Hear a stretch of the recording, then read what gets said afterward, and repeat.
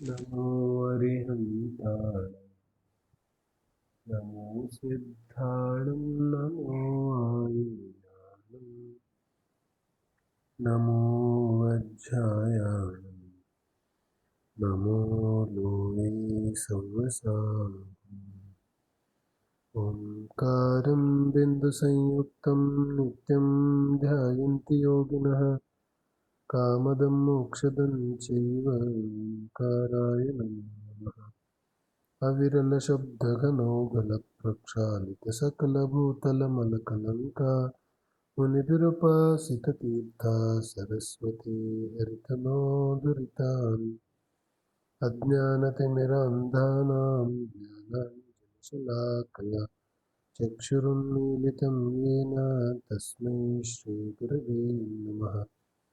मङ्गलं भगवान् वीरो मङ्गलं गौतमो गुणी मङ्गलं कुन्दकुन्दार्यो जैनधर्मोऽस्तुमङ्गलं सर्वमङ्गलमाङ्गल्यं सर्वकल्याणकारकं प्रधानं सर्वधर्माणां जैनं जयतु शासनम्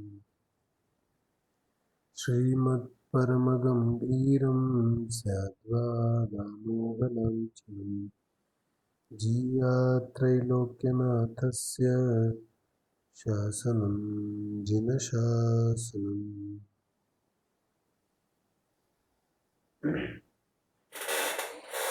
ಸ್ವಾಧ್ಯಾಯದ ಕ್ರಮದಲ್ಲಿ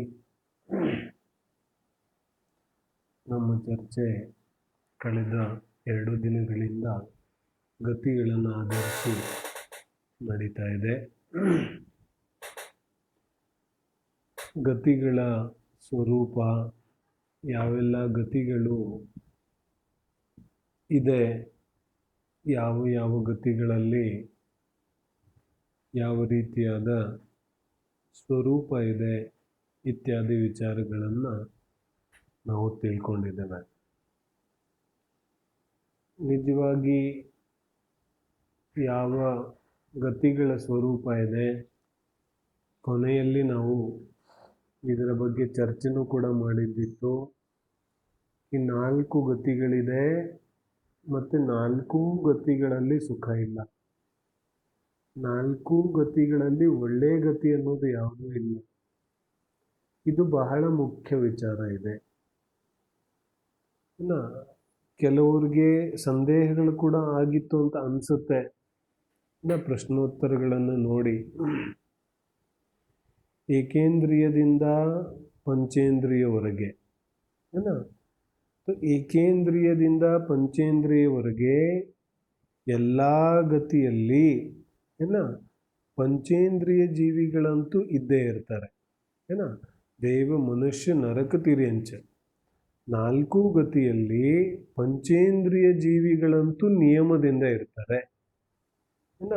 ತಿರ್ಯಂಚದಲ್ಲೂ ಪಂಚೇಂದ್ರಿಯಗಳಿರ್ತಾರೆ, ಮನುಷ್ಯದಲ್ಲೂ ಇರ್ತಾರೆ, ನರಕಗತಿಯಲ್ಲೂ ಇರ್ತಾರೆ, ದೇವಗತಿಯಲ್ಲೂ ಇರ್ತಾರೆ. ಪಂಚೇಂದ್ರಿಯ ಜೀವಿಗಳು ಎಲ್ಲ ಗತಿಗಳಲ್ಲೂ ಇರ್ತಾರೆ.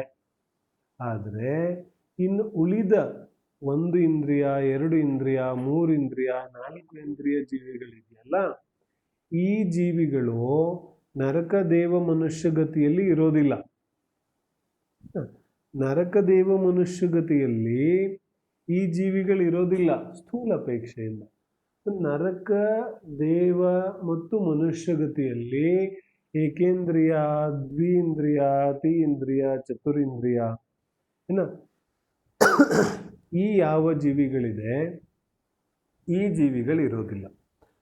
ಏಕೇಂದ್ರಿಯ, 2 ಇಂದ್ರಿಯ, 3 ಇಂದ್ರಿಯ, 4 ಇಂದ್ರಿಯ ಜೀವಿಗಳು ತಿರ್ಯಂಚ ಗತಿಯಲ್ಲಿ ಮಾತ್ರ ಇರುತ್ತೆ. ಇದು ವಿಶೇಷ ಇತ್ತು. ಆದರೆ ತಿರ್ಯಂಚ ಗತಿಯಲ್ಲಿ ಪಂಚೇಂದ್ರಿಯಗಳು ಇರೋದಿಲ್ಲ ಅಂತಲ್ಲ. ತಿರ್ಯಂಚ ಗತಿಯಲ್ಲೂ ಪಂಚೇಂದ್ರಿಯ ಜೀವಿಗಳು ಇದ್ದೇ ಇರುತ್ತೆ. ಹಾಗೆ ಈ ಯಾವ 4 ಗತಿಗಳಿದೆ, ಈ 4 ಗತಿಗಳಲ್ಲಿ ನೋಡೋದು ಯಾವುದು ಒಳ್ಳೆಯ ಗತಿ ಇದೆ. ಸುಮಾರು ನಾವು ಸ್ವಾಧ್ಯಾಯಗಳನ್ನು ಮಾಡಿ ಅಧ್ಯಯನ ಮಾಡಿದ್ರು ನಾವು ಪ್ರಶ್ನೆಯನ್ನು ಕೇಳಿದ್ರೆ ಏನು ಉತ್ತರ ಬರ್ಬೋದು? ಮನುಷ್ಯಗತಿ ಒಳ್ಳೆಯದಿದೆ ಅಥವಾ ದೇವಗತಿ ಒಳ್ಳೆಯದಿದೆ. ಮನುಷ್ಯಗತಿಯಲ್ಲೂ ಕೂಡ ಕೆಲವರಿಗೆ ಸಂದೇಹ ಆಗಿದೆ. ಮನುಷ್ಯಗತಿಗೂ ಕೂಡ ಒಳ್ಳೇದಿದೆಯಂತ ಅಂದಿದ್ದು ಉಪಚಾರ ಮಾತ್ರದಿಂದ. ನಿಜವಾಗಿ ನಾಲ್ಕು ಗತಿಯಲ್ಲಿ ಎಲ್ಲೂ ಸುಖ ಇಲ್ಲ. ಎಲ್ಲೂ ಸುಖ ಇಲ್ಲ ಅಂದ್ರೆ ಯಾವ ಗತಿನೂ ಹಿತಕರ ಇಲ್ಲ. ಎಲ್ಲಿ ಸುಖ ಇಲ್ಲ ಅಲ್ಲಿ ಹಿತ ಆಗ್ಲಿಕ್ಕೆ ಹೇಗೆ ಸಾಧ್ಯ? ಎಲ್ಲಿ ಹಿತ ಇದೆ ಅಲ್ಲಿ ಸುಖ ಇದೆ. ಆದ್ರೆ ನಾಲ್ಕೂ ಗತಿಯಲ್ಲಿ ಸುಖ ಇಲ್ಲ. ಹಾಗಾಗಿ ನಾಲ್ಕೂ ಗತಿ ಹಿತಕರ ಅಲ್ಲ, ನಾಲ್ಕೂ ಗತಿಗಳು ಒಳ್ಳೆಯದಲ್ಲ. ಯಾವ ಗತಿನೂ ಗ್ರಹಣೆ ಮಾಡಲಿಕ್ಕೆ ಯೋಗ್ಯನೇ ಇಲ್ಲ. ಅದು ಮನುಷ್ಯ ಗತಿನೇ ಆಗಿರ್ಬೋದು, ಗ್ರಹಿಸ್ಲಿಕ್ಕೆ ಯೋಗ್ಯ ಇಲ್ಲ. ನಮ್ಮ ಯಾವ ಶ್ರದ್ಧೆ ಇದೆ, ಶ್ರದ್ಧೆಯಲ್ಲಿ ಅಭಿಪ್ರಾಯದಲ್ಲಿ ನನ್ನ ಯಾವ ಜ್ಞಾನ ಇದೆ ಅದರಲ್ಲಿ ನಾಲ್ಕೂ ಗತಿಗಳು ಹೇಯ ಇದೆ, ನಾಲ್ಕೂ ಗತಿಗಳು ತ್ಯಾಜ್ಯ ಇದೆ, ನಾಲ್ಕು ಗತಿಗಳಲ್ಲಿ ಯಾವ ಪರ್ಯಾಯದಲ್ಲೂ ಜನ್ಮ ಪಡಿಬೇಕು, ಇದು ಉತ್ತಮ ಜನ್ಮ ಅನ್ನೋದಿಲ್ಲ. ಏನು ಹೇಳ್ತಿದೆ ಒಂದು ಸ್ವಲ್ಪ ಸ್ಪಷ್ಟವಾಗಿ ತಿಳ್ಕೊಳ್ಳೋದು. ಕೆಲವರಿಗೆ ಸಂದೇಹ ಆಗಿದೆ, ಹಾಗಾಗಿ ನಾನು ಮತ್ತೆ ಪುನಃ ಚರ್ಚೆ ಮಾಡ್ತಾ ಇದ್ದೇನೆ. ಅದು ಸರ್ವಾರ್ಥ ಸಿದ್ಧಿ ಇರ್ಬೋದು, ಅದು ಚಕ್ರವರ್ತಿ ಇದ್ದಿರ್ಬೋದು. ಇದರಲ್ಲಿ ಜನ್ಮ ಮಾಡಿದ್ರೆ ತುಂಬಾ ಒಳ್ಳೇದು ಅಂತ ಅನ್ಸುತ್ತೆ ನಮಗೆ. ಕಾಮದೇವ ಇರ್ಬೋದು, ತ್ರಿಷಷ್ಠಿ ಶಲಾಕ ಪುರುಷರು ಇರ್ಬೋದು. ಈ ಜನ್ಮಗಳೆಲ್ಲ ತುಂಬಾ ಒಳ್ಳೆ ಜನ್ಮ ತಾನೆ? ಏನ್ ಹೇಳ್ತಾರೆ?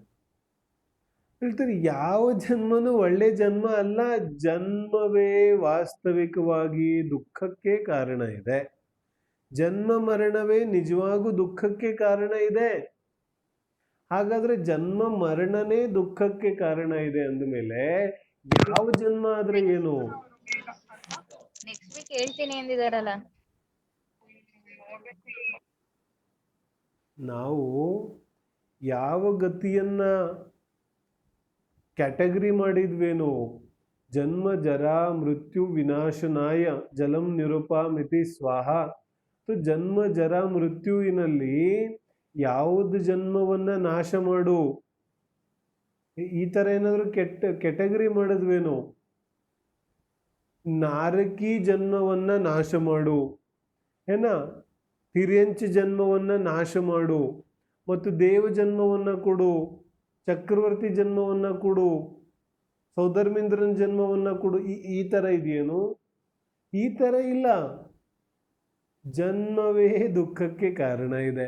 ಹಾಗಾದ್ರೆ ಯಾವ ಗತಿ ಇದ್ರೇನು, ಯಾವ ಗತಿಯಲ್ಲಿ ಯಾವ ಪರ್ಯಾಯ ಇದ್ರೇನು? ಎಲ್ಲವೂ ದುಃಖಮಯ ಇದೆ. ಎಲ್ಲವೂ ವಾಸ್ತವಿಕವಾಗಿ ಜೀವನಿಗೆ ಅಹಿತವನ್ನೇ ಉಂಟು ಮಾಡೋದಿದೆ. ಆದರೆ ಉಪಚಾರದಿಂದ ಈ 3-4 ಗತಿಗಳಲ್ಲಿ ಯಾವ ಗತಿ ಪ್ರಯೋಜನಭೂತವಾದದ್ದು, ಯಾವ ಗತಿಯಿಂದ ನನ್ನ ಪ್ರಯೋಜನ ಸಿದ್ಧವಾಗುತ್ತೆ ಅನ್ನೋದನ್ನ ತಿಳಿಸ್ಲಿಕ್ಕೆ ಜಿನ್ವಾನಿ ಉಪಚಾರದಿಂದ ಮನುಷ್ಯ ಗತಿಯ ಶ್ರೇಷ್ಠತೆಯನ್ನ ತೋರಿಸಿದೆ. ಮನುಷ್ಯ ಗತಿಯ ಪ್ರಯೋಜನಭೂತವನ್ನ ಅಥವಾ ಮನುಷ್ಯ ಗತಿಯ ಶ್ರೇಷ್ಠತೆಯನ್ನ ತೋರಿಸಿದೆ ಅಷ್ಟೇ. ಆದ್ರೆ ಇದು ಜೀವ ದ್ರವ್ಯಕ್ಕೆ ಗ್ರಹಿಸಲಿಕ್ಕೆ, ಆಶ್ರಯ ಮಾಡಲಿಕ್ಕೆ ಯೋಗ್ಯ ಇಲ್ಲ. ಎಷ್ಟು ಬೇಗ ಆಗುತ್ತೆ ಅಷ್ಟು ಬೇಗ ಬಿಟ್ಟು ಬಿಡೋದಿದೆ. ಯಾರನ್ನ? ಮನುಷ್ಯ ಗತಿಯನ್ನು ಕೂಡ. ಆದ್ರೆ ಮನುಷ್ಯ ಗತಿಯನ್ನ ಬಿಟ್ಟು ನರಕಕ್ಕೆ ಹೋಗೋದಿಲ್ಲ. ಮನುಷ್ಯ ಗತಿಯ ಪ್ರಯೋಜನ ಯಾವುದರಲ್ಲಿದೆ? ಮನುಷ್ಯ ಗತಿಯ ಪ್ರಯೋಜನ ಸಂಯಮ ಧಾರಣೆ ಮಾಡಿ, ಆತ್ಮ ಸಾಧನೆಯನ್ನ ಮಾಡಿ, ಆತ್ಮ ಸ್ವಭಾವವನ್ನು ಅರಿತು ಅದರಲ್ಲೇ ಲೀನನಾಗೋದರಲ್ಲಿ ಮನುಷ್ಯ ಭವದ ಸಾರ್ಥಕತೆ ಇದೆ. ಆ ಒಂದು ಉದ್ದೇಶ, ಆ ಒಂದು ಗುರಿ ಮನುಷ್ಯ ಪರ್ಯಾಯದಿಂದ ಮಾತ್ರ ಸಾಧ್ಯ ಇದೆ. ಹಾಗಾಗಿ ಮನುಷ್ಯ ಭವವನ್ನ, ಮನುಷ್ಯ ಗತಿಯನ್ನ ಶ್ರೇಷ್ಠ ಅಂತ ಜಿನ್ವಾನಿ ಹೇಳುತ್ತೆ. ಆದ್ರೆ ಜೀವ ಅದರಲ್ಲೇ ಇರಬೇಕು, ಅದನ್ನೇ ಗ್ರಹಣೆ ಮಾಡಬೇಕು, ಅದೇ ಉತ್ತಮ ಇದೆ, ಈ ರೀತಿ ಇಲ್ಲ. ಎಲ್ಲಿ ಯಾವುದಾದ್ರೂ ಪರ್ಯಾಯಕ್ಕೆ ಉತ್ತಮ ಅಂತ ಕರೆದಿದ್ದಾರೆ ಅದು ಕೇವಲ ಉಪಚಾರ ಮಾತ್ರದಿಂದ. ಹಾಗಾದ್ರೆ ವಾಸ್ತವಿಕವಾದ ವಿಚಾರ ಏನಿದೆ, ನಿರ್ಣಯ ಮಾಡಲಿಕ್ಕೆ ವಿಚಾರ ಏನಿದೆ? ನನ್ನ ಶ್ರದ್ಧೆಗೋಸ್ಕರ ಅಂತೂ 4 ಗತಿಗಳಲ್ಲಿ ದುಃಖವೇ ದುಃಖ ಇದೆ. ಯಾವ ಗತಿಯಲ್ಲೂ ಸುಖ ಇಲ್ಲ. ಯಾವ ಗತಿನೂ ಹಿತವನ್ನು ಉಂಟು ಮಾಡೋದಿಲ್ಲ. ಗತಿ ಹಿತವನ್ನು ಹೇಗೆ ಉಂಟು ಮಾಡುತ್ತೆ? ಗತಿ ಜೀವದ್ರವ್ಯದ ದುರ್ದಶೆ ಇದೆ. ಆ ದುರ್ದಶೆ ಒಳ್ಳೇದಾಗ್ಲಿಕ್ಕೆ ಹೆಂಗೆ ಸಾಧ್ಯ ಇದೆ? ಯಾವಾಗ ಗತಿಯನ್ನ ಬಿಟ್ಟು ಬಿಡ್ತಾನೆ ಆಗ ಹಿತ ಆಗುತ್ತೆ. ಹಾಗಾಗಿ ಅಭಿಪ್ರಾಯದಲ್ಲಂತೂ ಎಲ್ಲ ಗತಿಗಳನ್ನ ಹೇಯ ಅಂತ ತಿಳಿಬೇಕಾಗುತ್ತೆ. ಆವಾಗಲೇ ನಿಜವಾಗಿ ನನಗೆ ಗತಿಗಳ ಸ್ವರೂಪ ಅರ್ಥ ಆಗುತ್ತೆ. ಆದರೆ ಗತಿಗಳ ಬಗ್ಗೆ ಎಲ್ಲ ವಿಚಾರವನ್ನು ತಿಳಿದ್ರೂ ಅಂತಿಮವಾಗಿ ಯಾವ ಮೂಲ ವಿಚಾರ ಇದೆ ಅದನ್ನು ತಿಳಿಯೋದ್ರಲ್ಲಿ ನಮಗೆ ಸಮಸ್ಯೆಗಳಾಗುತ್ತೆ, ಸರಿಯಾಗಿ ಅರ್ಥ ಆಗೋದಿಲ್ಲ. ಹಾಗಾಗಿ ಮೂಲ ವಿಚಾರ ಇದೆ. 4 ಗತಿಗಳಲ್ಲಿ ಎಲ್ಲ ಗತಿಯಲ್ಲೂ ಒಂದಲ್ಲ ಒಂದು ರೀತಿಯಾದ ದುಃಖ ಇದೆ. ಆ ಗತಿಯಲ್ಲೇ ಜೀವ ತನ್ಮಯನಾಗಿ ಬಿಟ್ರೆ, ಆ ಗತಿಯಲ್ಲೇ ಜೀವ ಮಗ್ನನಾಗಿ ಬಿಟ್ರೆ ಮುಂದಿನ ಗತಿಯಲ್ಲಿ ಕುಗತಿ ಆಗೋದು ನಿಶ್ಚಿತ ಇದೆ. ಹಾಗಾಗಿ ಮುಂದಿನ ಗತಿಯಲ್ಲಿ ಕುಗತಿ ಆಗಬಾರ್ದು ಅಂತ ಹೇಳಿದ್ರೆ ನಿಶ್ಚಿತವಾಗಿ ಈ ಜೀವ ಗತಿಗಳೆಲ್ಲವನ್ನ ಹೇಯ ಅಂತ ತಿಳಿಬೇಕಾಗುತ್ತೆ. ಇರಲಿ, ಇದು ಗತಿಗಳ ಸಾಮಾನ್ಯ ವಿಚಾರ ಇದೆ. ಇನ್ನು ತತ್ವಾರ್ಥ ಸೂತ್ರ ಇತ್ಯಾದಿ ಗ್ರಂಥಗಳ ಮೂಲಕ ವಿಶೇಷ ಸ್ವಾಧ್ಯಾಯವನ್ನು ಮಾಡುವಂತಹ ಸಮಯ ಬಂದಾಗ ಮಾಡಬಹುದು. ಯಾರಿಗೆ ವಿಶೇಷ ಆಸಕ್ತಿ ಇದೆ ಅವರು ಅಲ್ಲಿಂದ ಓದಬಹುದು. ಓದಿ ಪ್ರಶ್ನೆಗಳು ಅರ್ಥ ಆಗದಿದ್ದರೆ ಪ್ರಶ್ನೆಗಳನ್ನು ಕೇಳಬಹುದು. ನಾವು ಮುಂದಿನ ವಿಚಾರಕ್ಕೆ ಹೋಗೋದಿದೆ ಯಾಕಂದರೆ ಸ್ವಲ್ಪ ಮೂಲ ವಿಚಾರಗಳ ಜ್ಞಾನ ಆದಮೇಲೆ ನಾವು ಗ್ರಂಥದ ಮೂಲಕ ಮೂಲ ಸ್ವಾಧ್ಯಾಯ ಮಾಡೋದು ಸುಲಭ ಆಗುತ್ತೆ. ಅದೇ ಉದ್ದೇಶದಿಂದ ನಾವು ಪ್ರಾರಂಭ ಮಾಡಿದ್ದೇವೆ. ಹಾಗಾಗಿ ಮುಂದಿನ ವಿಷಯ ನಾವು ಏನು ಚರ್ಚೆ ಮಾಡೋದಿದೆ? ಮುಂದಿನ ವಿಷಯ ಜಿನಾಗಮದ ಅತ್ಯಂತ ಮಹತ್ವಪೂರ್ಣವಾದ ವಿಚಾರ ಇದೆ. ಜಿನಧರ್ಮದ ಮೂಲ ಸಿದ್ಧಾಂತ ಇದೆ. ಜಿನಧರ್ಮ ಯಾವ ಸಿದ್ಧಾಂತದ ಮೇಲೆ ನಿಂತಿದೆ ಅಂತಹ ದ್ರವ್ಯ ಸಿದ್ಧಾಂತದ ಬಗ್ಗೆ ನಾವು ತಿಳಿಯೋದಿದೆ. ದ್ರವ್ಯ ಅಂದರೆ ಏನು? ದ್ರವ್ಯದ ಬಗ್ಗೆ ತಿಳಿಯೋದಿದೆ. ದ್ರವ್ಯದ ಬಗ್ಗೆ ಎಲ್ಲಿವರೆಗೆ ವಿಚಾರಗಳು ಸ್ಪಷ್ಟವಾಗೋದಿಲ್ಲ ಅಲ್ಲಿವರೆಗೆ ವೈರಾಗ್ಯ, ವಾಸ್ತವಿಕವಾದ ವಿರಕ್ತಿ ಉಂಟಾಗೋದಿಲ್ಲ. ನಿಜವಾದ ವೈರಾಗ್ಯ ಉಂಟಾಗಬೇಕಾದ್ರೆ ದ್ರವ್ಯದ ಸ್ವರೂಪ ತಿಳಿಬೇಕಾಗುತ್ತೆ. ಎಲ್ಲಿವರೆಗೆ ದ್ರವ್ಯ ಅಂದರೆ ವಸ್ತು, ಪದಾರ್ಥ, ಎಲ್ಲಿವರೆಗೆ ಪದಾರ್ಥಗಳ ನಿಜವಾದ ನೈಜ ಸ್ವಭಾವ ತಿಳಿಯೋದಿಲ್ಲ, ನೈಜ ಸ್ವರೂಪ ತಿಳಿಯೋದಿಲ್ಲ, ಅಲ್ಲಿವರೆಗೆ ನಿಜವಾದ ವಿರಕ್ತಿ ಕೂಡ ಬರೋದಿಲ್ಲ. ವಿರಕ್ತಿ ಅಥವಾ ವೈರಾಗ್ಯ ಉಂಟಾಗಬೇಕಾದ್ರೆ, ವೈರಾಗ್ಯ ಅನ್ನೋ ಶಬ್ದ ಪ್ರಪಂಚದಲ್ಲಿ ಬಹಳ ಅನ್ಯ ದೃಷ್ಟಿಯಿಂದ ಅನ್ಯ ಪ್ರಕಾರದಿಂದ ಬಳಸಿ ಆ ಶಬ್ದ ಹಾಳಾಗೋಗಿದೆ. ಆದರೆ ನಿಜವಾಗಿ ವೈರಾಗ್ಯ ಶಬ್ದದ ಅರ್ಥ ನಾವೇನು ತಿಳ್ಕೊತೇವೆ ಹಾಗಿಲ್ಲ. ವೈರಾಗ್ಯ ಅಂದರೆ ಎಲ್ಲ ಬಿಟ್ಬಿಡ್ತಾನೆ, ಯಾವುದ್ರಲ್ಲೂ ಮನಸ್ಸಿಲ್ಲ, ದುಃಖಿಯಾಗಿರ್ತಾನೆ, ಹೀಗಿಲ್ಲ ವೈರಾಗ್ಯದ ವಿಚಾರ. ವೈರಾಗ್ಯದ ಅರ್ಥ ಸ್ವಭಾವದಲ್ಲಿ ಮಗ್ನನಾಗ್ತಾನೆ. ಅತ್ಯಂತ ಆನಂದಿತ ಸಂತೋಷಿ ಜೀವ ವೈರಾಗಿ ಜೀವ ಇರ್ತಾನೆ. ವೈರಾಗಿ ಜೀವನಷ್ಟು ಸಂತೋಷವಾದಂತಹ ಜೀವ ಯಾವ ಸಂಸಾರಿನೂ ಇರಲಿಕ್ಕೆ ಸಾಧ್ಯ ಇಲ್ಲ. ನಮಗೆ ಉಲ್ಟಾ ಅನ್ಸತ್ತೆ, ನಾವು ಸುಖಿ ಇದ್ದೇವೆ, ವೈರಾಗಿ ದುಃಖಿ ಇದ್ದಾನೆ. ಏಕೆ? ಅವನಿಗೆ ವೈರಾಗ್ಯ ಬಂದಿದೆ, ಏನೂ ಬೇಡವಾಗಿದೆ, ನೀರಸವಾದ ಜೀವನ ಮಾಡ್ತಾ ಇದ್ದಾನೆ. ನೀರಸ ಅಂತ ಅನ್ಸುತ್ತೆ ನಮಗೆ. ವಾಸ್ತವಿಕವಾದ ರಸ ಅಂತೂ ವೈರಾಗ್ಯ ಹೊಂದಿರುವಂತಹ ಜೀವಿಯ ಜೀವನದಲ್ಲಿ ಇರುತ್ತೆ. ನಿಜವಾದ ರಸ, ಆತ್ಮನ ರಸವನ್ನು ಪಾನ ಮಾಡುವಂತಹ, ಅತೀಂದ್ರಿಯ ಆನಂದವನ್ನು ಅನುಭವಿಸುವಂತಹ ಅದ್ಭುತವಾದ ಅಲೌಕಿಕ ಅವಸ್ಥೆ, ಅದು ವೈರಾಗ್ಯದ ಅವಸ್ಥೆ ಇದೆ. ವೈರಾಗ್ಯದಲ್ಲಿ ಸಂತೋಷನೇ ಸಂತೋಷ ಇದೆ, ಆನಂದವೇ ಆನಂದ ಇದೆ, ಅದು ವೈರಾಗ್ಯ ಇದೆ. ಹಾಗಾದರೆ ನಿಜವಾದ ವೈರಾಗ್ಯ ಯಾವುದು? ನಾವು ವ್ರತದ ಬಗ್ಗೆ ಚರ್ಚೆ ಮಾಡಿದ್ವಲ್ಲ, ಒತ್ತಾಯಪೂರ್ವಕವಾಗಿ ವ್ರತ ಮಾಡ್ತಾ ಇದ್ದಾನೆ, ಒತ್ತಾಯಪೂರ್ವಕವಾಗಿ ತಪ ಮಾಡ್ತಾ ಇದ್ದಾನೆ, ಇದೆಲ್ಲ ಒತ್ತಾಯಪೂರ್ವಕವಾಗಿ ಆಯಿತು, ಮುಂದಿನ ಭವ ಒಳ್ಳೆ ಭವ ಸಿಗುತ್ತೆ ಅಂತ. ಆದರೆ ನಿಜವಾದ ವೈರಾಗ್ಯ ಯಾವುದು? ಆ ವಸ್ತುವನ್ನ ಗ್ರಹಣೆ ಮಾಡೋ ಭಾವನೆ ಬರೋದಿಲ್ಲ, ಅದು ನಿಜವಾದ ವೈರಾಗ್ಯ ಇದೆ. ಯಾವ ವಸ್ತು ಕೆಟ್ಟದಿದೆ ಅಂತ ಗೊತ್ತಾಗುತ್ತೆ, ಅದನ್ನ ಪುನಃ ಗ್ರಹಣೆ ಮಾಡೋ ಭಾವ ಬರುತ್ತೇನೋ? ಬರೋದಿಲ್ಲ. ಹಾಗೇನೆ ಯಾವ ಜೀವಕ್ಕೆ ಪರಪದಾರ್ಥಗಳಲ್ಲಿ ಸುಖ ಇಲ್ಲ ಅಂತ ಗೊತ್ತಾಗುತ್ತೆ, ಶುದ್ಧಿ ಆಗತ್ತೆ, ಅಂತಹ ಜೀವಿಗೆ ಅವರವರ ಭೂಮಿಕೆ ಅನುಸಾರವಾಗಿ ಆಯಾ ಪದಾರ್ಥಗಳನ್ನ ಗ್ರಹಿಸುವಂತಹ ಭಾವನೆ ಬರೋದಿಲ್ಲ. ಯಾವಾಗ ಸಹಜವಾಗಿ ಭಾವವೇ ನಿಂತೋಗುತ್ತೆ, ಅದಕ್ಕೆ ಹೇಳ್ತಾರೆ ವಾಸ್ತವಿಕ ವೈರಾಗ್ಯ, ನಿಜವಾದ ವೈರಾಗ್ಯ. ಇನ್ನು ಮಿಕ್ಕಿದ ವೈರಾಗ್ಯ ಎಲ್ಲ ಬರೀ ಪ್ರದರ್ಶನ ಇದೆ ಏನ. ಯಾವ ವೈರಾಗ್ಯದಲ್ಲಿ ಒತ್ತಾಯ ಇದೆ, ಫೋರ್ಸ್ ಇದೆ, ಪ್ರೆಜರ್ ಇದೆ, ಅಥವಾ ಪ್ರದರ್ಶನ ಇದೆ, ಅನ್ಯ ಜೀವಿಗಳನ್ನ ನೋಡಿಕೊಂಡು ಮಾಡ್ತಾ ಇದ್ದಾನೆ, ಅಥವಾ ಸ್ವರ್ಗಕ್ಕೆ ಹೋಗೋ ಲೋಭದಿಂದ ಮಾಡ್ತಾ ಇದ್ದಾನೆ, ಅಥವಾ ಒಳ್ಳೇದಾಗುತ್ತೆ, ಶರೀರಕ್ಕೆ ಒಳ್ಳೇದಾಗುತ್ತೆ, ಕುಟುಂಬದಲ್ಲಿ ಒಳ್ಳೇದಾಗುತ್ತೆ, ವ್ಯಾಪಾರ ವೃದ್ಧಿ ಆಗುತ್ತೆ ಇತ್ಯಾದಿ ಕಾಮನೆಗಳನ್ನು ಇಟ್ಕೊಂಡು ಮಾಡ್ತಾನೆ, ಅದೆಲ್ಲ ವಾಸ್ತವಿಕವಾಗಿ ಅಸತ್ಯ ಇದೆ. ಹಾಗಾದ್ರೆ ನಿಜವಾದ ವೈರಾಗ್ಯ ಹೇಗೆ ಬರುತ್ತೆ? ಹೇಳ್ತಾರೆ, ದ್ರವ್ಯದ ಸ್ವಭಾವವನ್ನ, ದ್ರವ್ಯಗಳ ಸ್ವರೂಪವನ್ನ ತಿಳಿದ್ರೆ ನಿಜವಾದ ವೈರಾಗ್ಯ ಬರಲಿಕ್ಕೆ ಸಾಧ್ಯ ಇದೆ. ದ್ರವ್ಯಗಳ ಸ್ವರೂಪವನ್ನ ಹೇಗೆ ತಿಳಿಯೋದು? ದ್ರವ್ಯದ ಯಾವ ವಿಶೇಷತೆ ಇದೆ, ಅವುಗಳನ್ನು ಹೇಗೆ ತಿಳಿಯೋದು?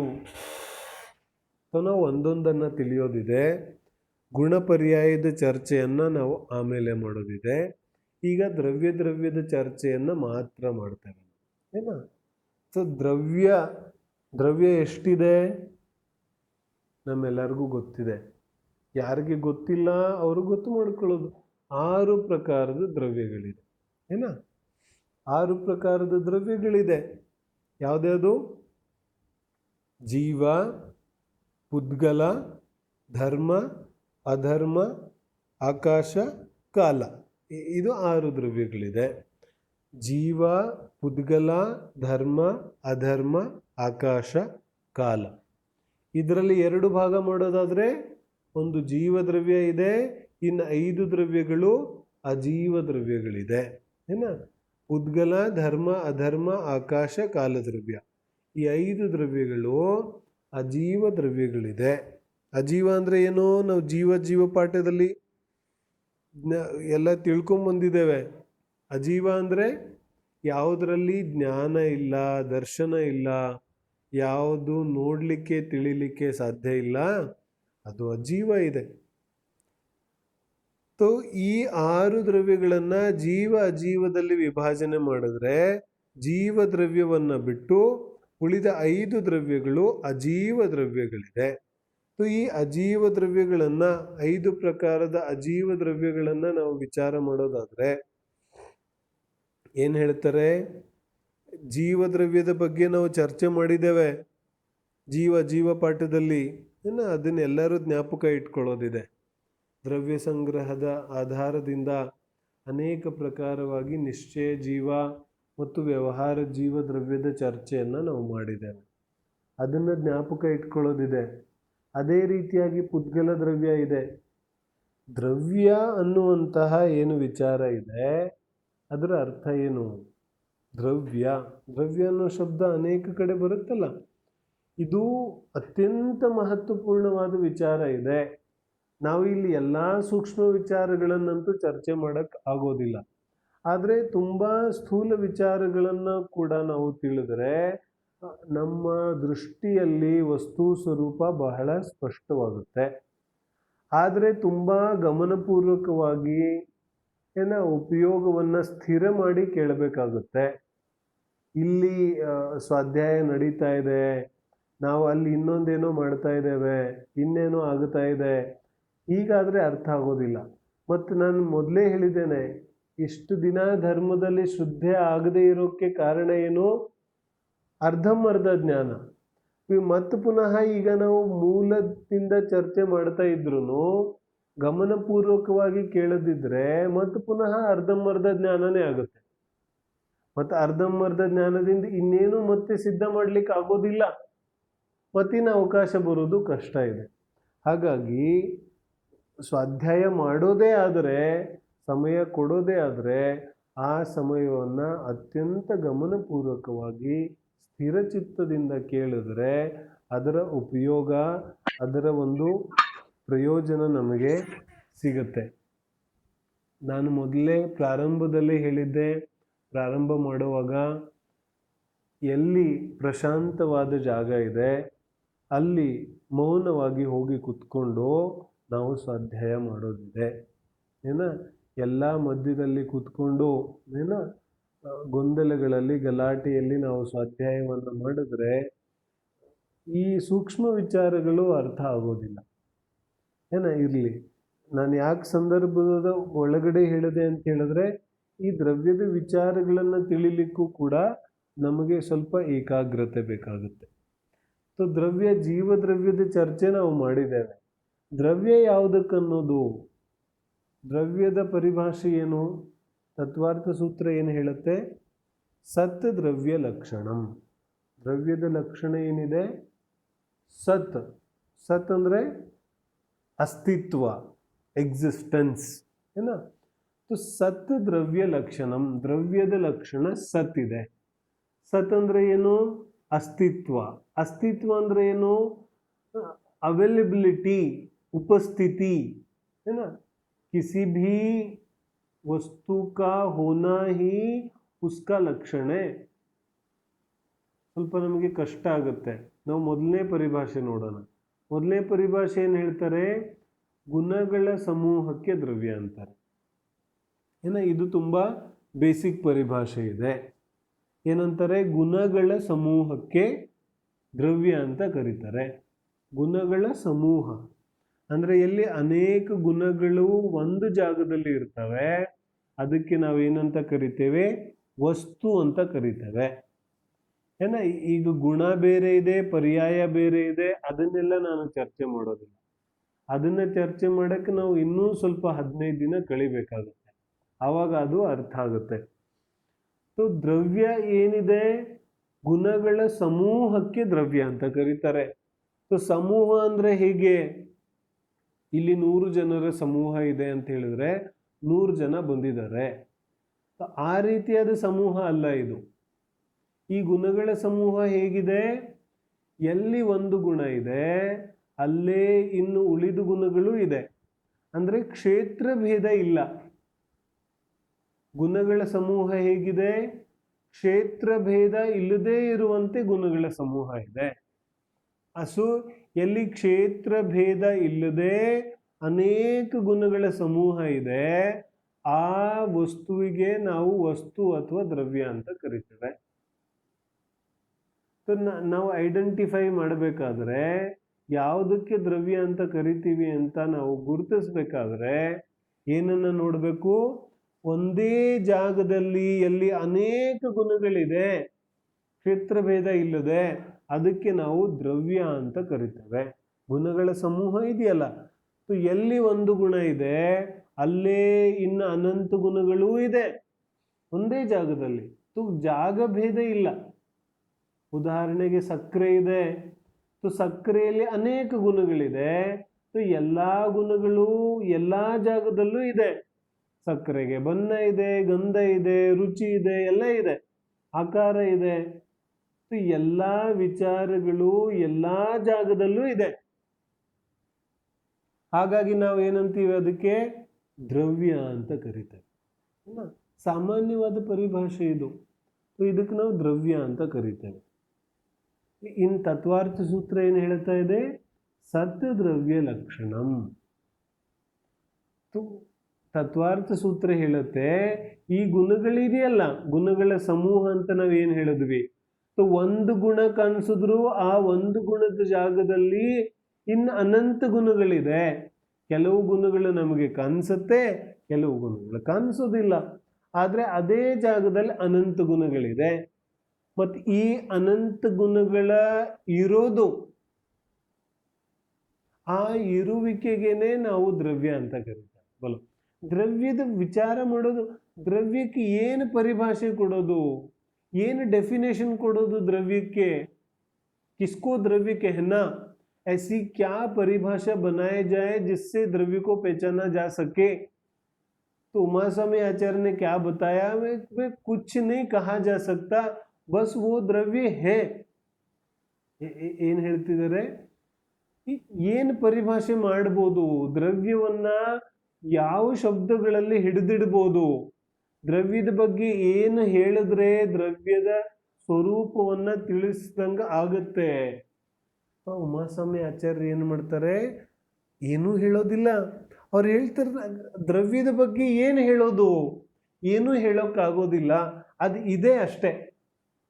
ಏನ್ ಹೇಳ್ತಾರೆ, ವಸ್ತು ಇದೆ ಅಷ್ಟೇ, ಪೂರ್ವ ಮತ್ತು ಅಪರ ಯಾವ ಪ್ರಶ್ನೆಗಳನ್ನು ನೀನು ಮಾಡಕ್ಕಾಗೋದಿಲ್ಲ.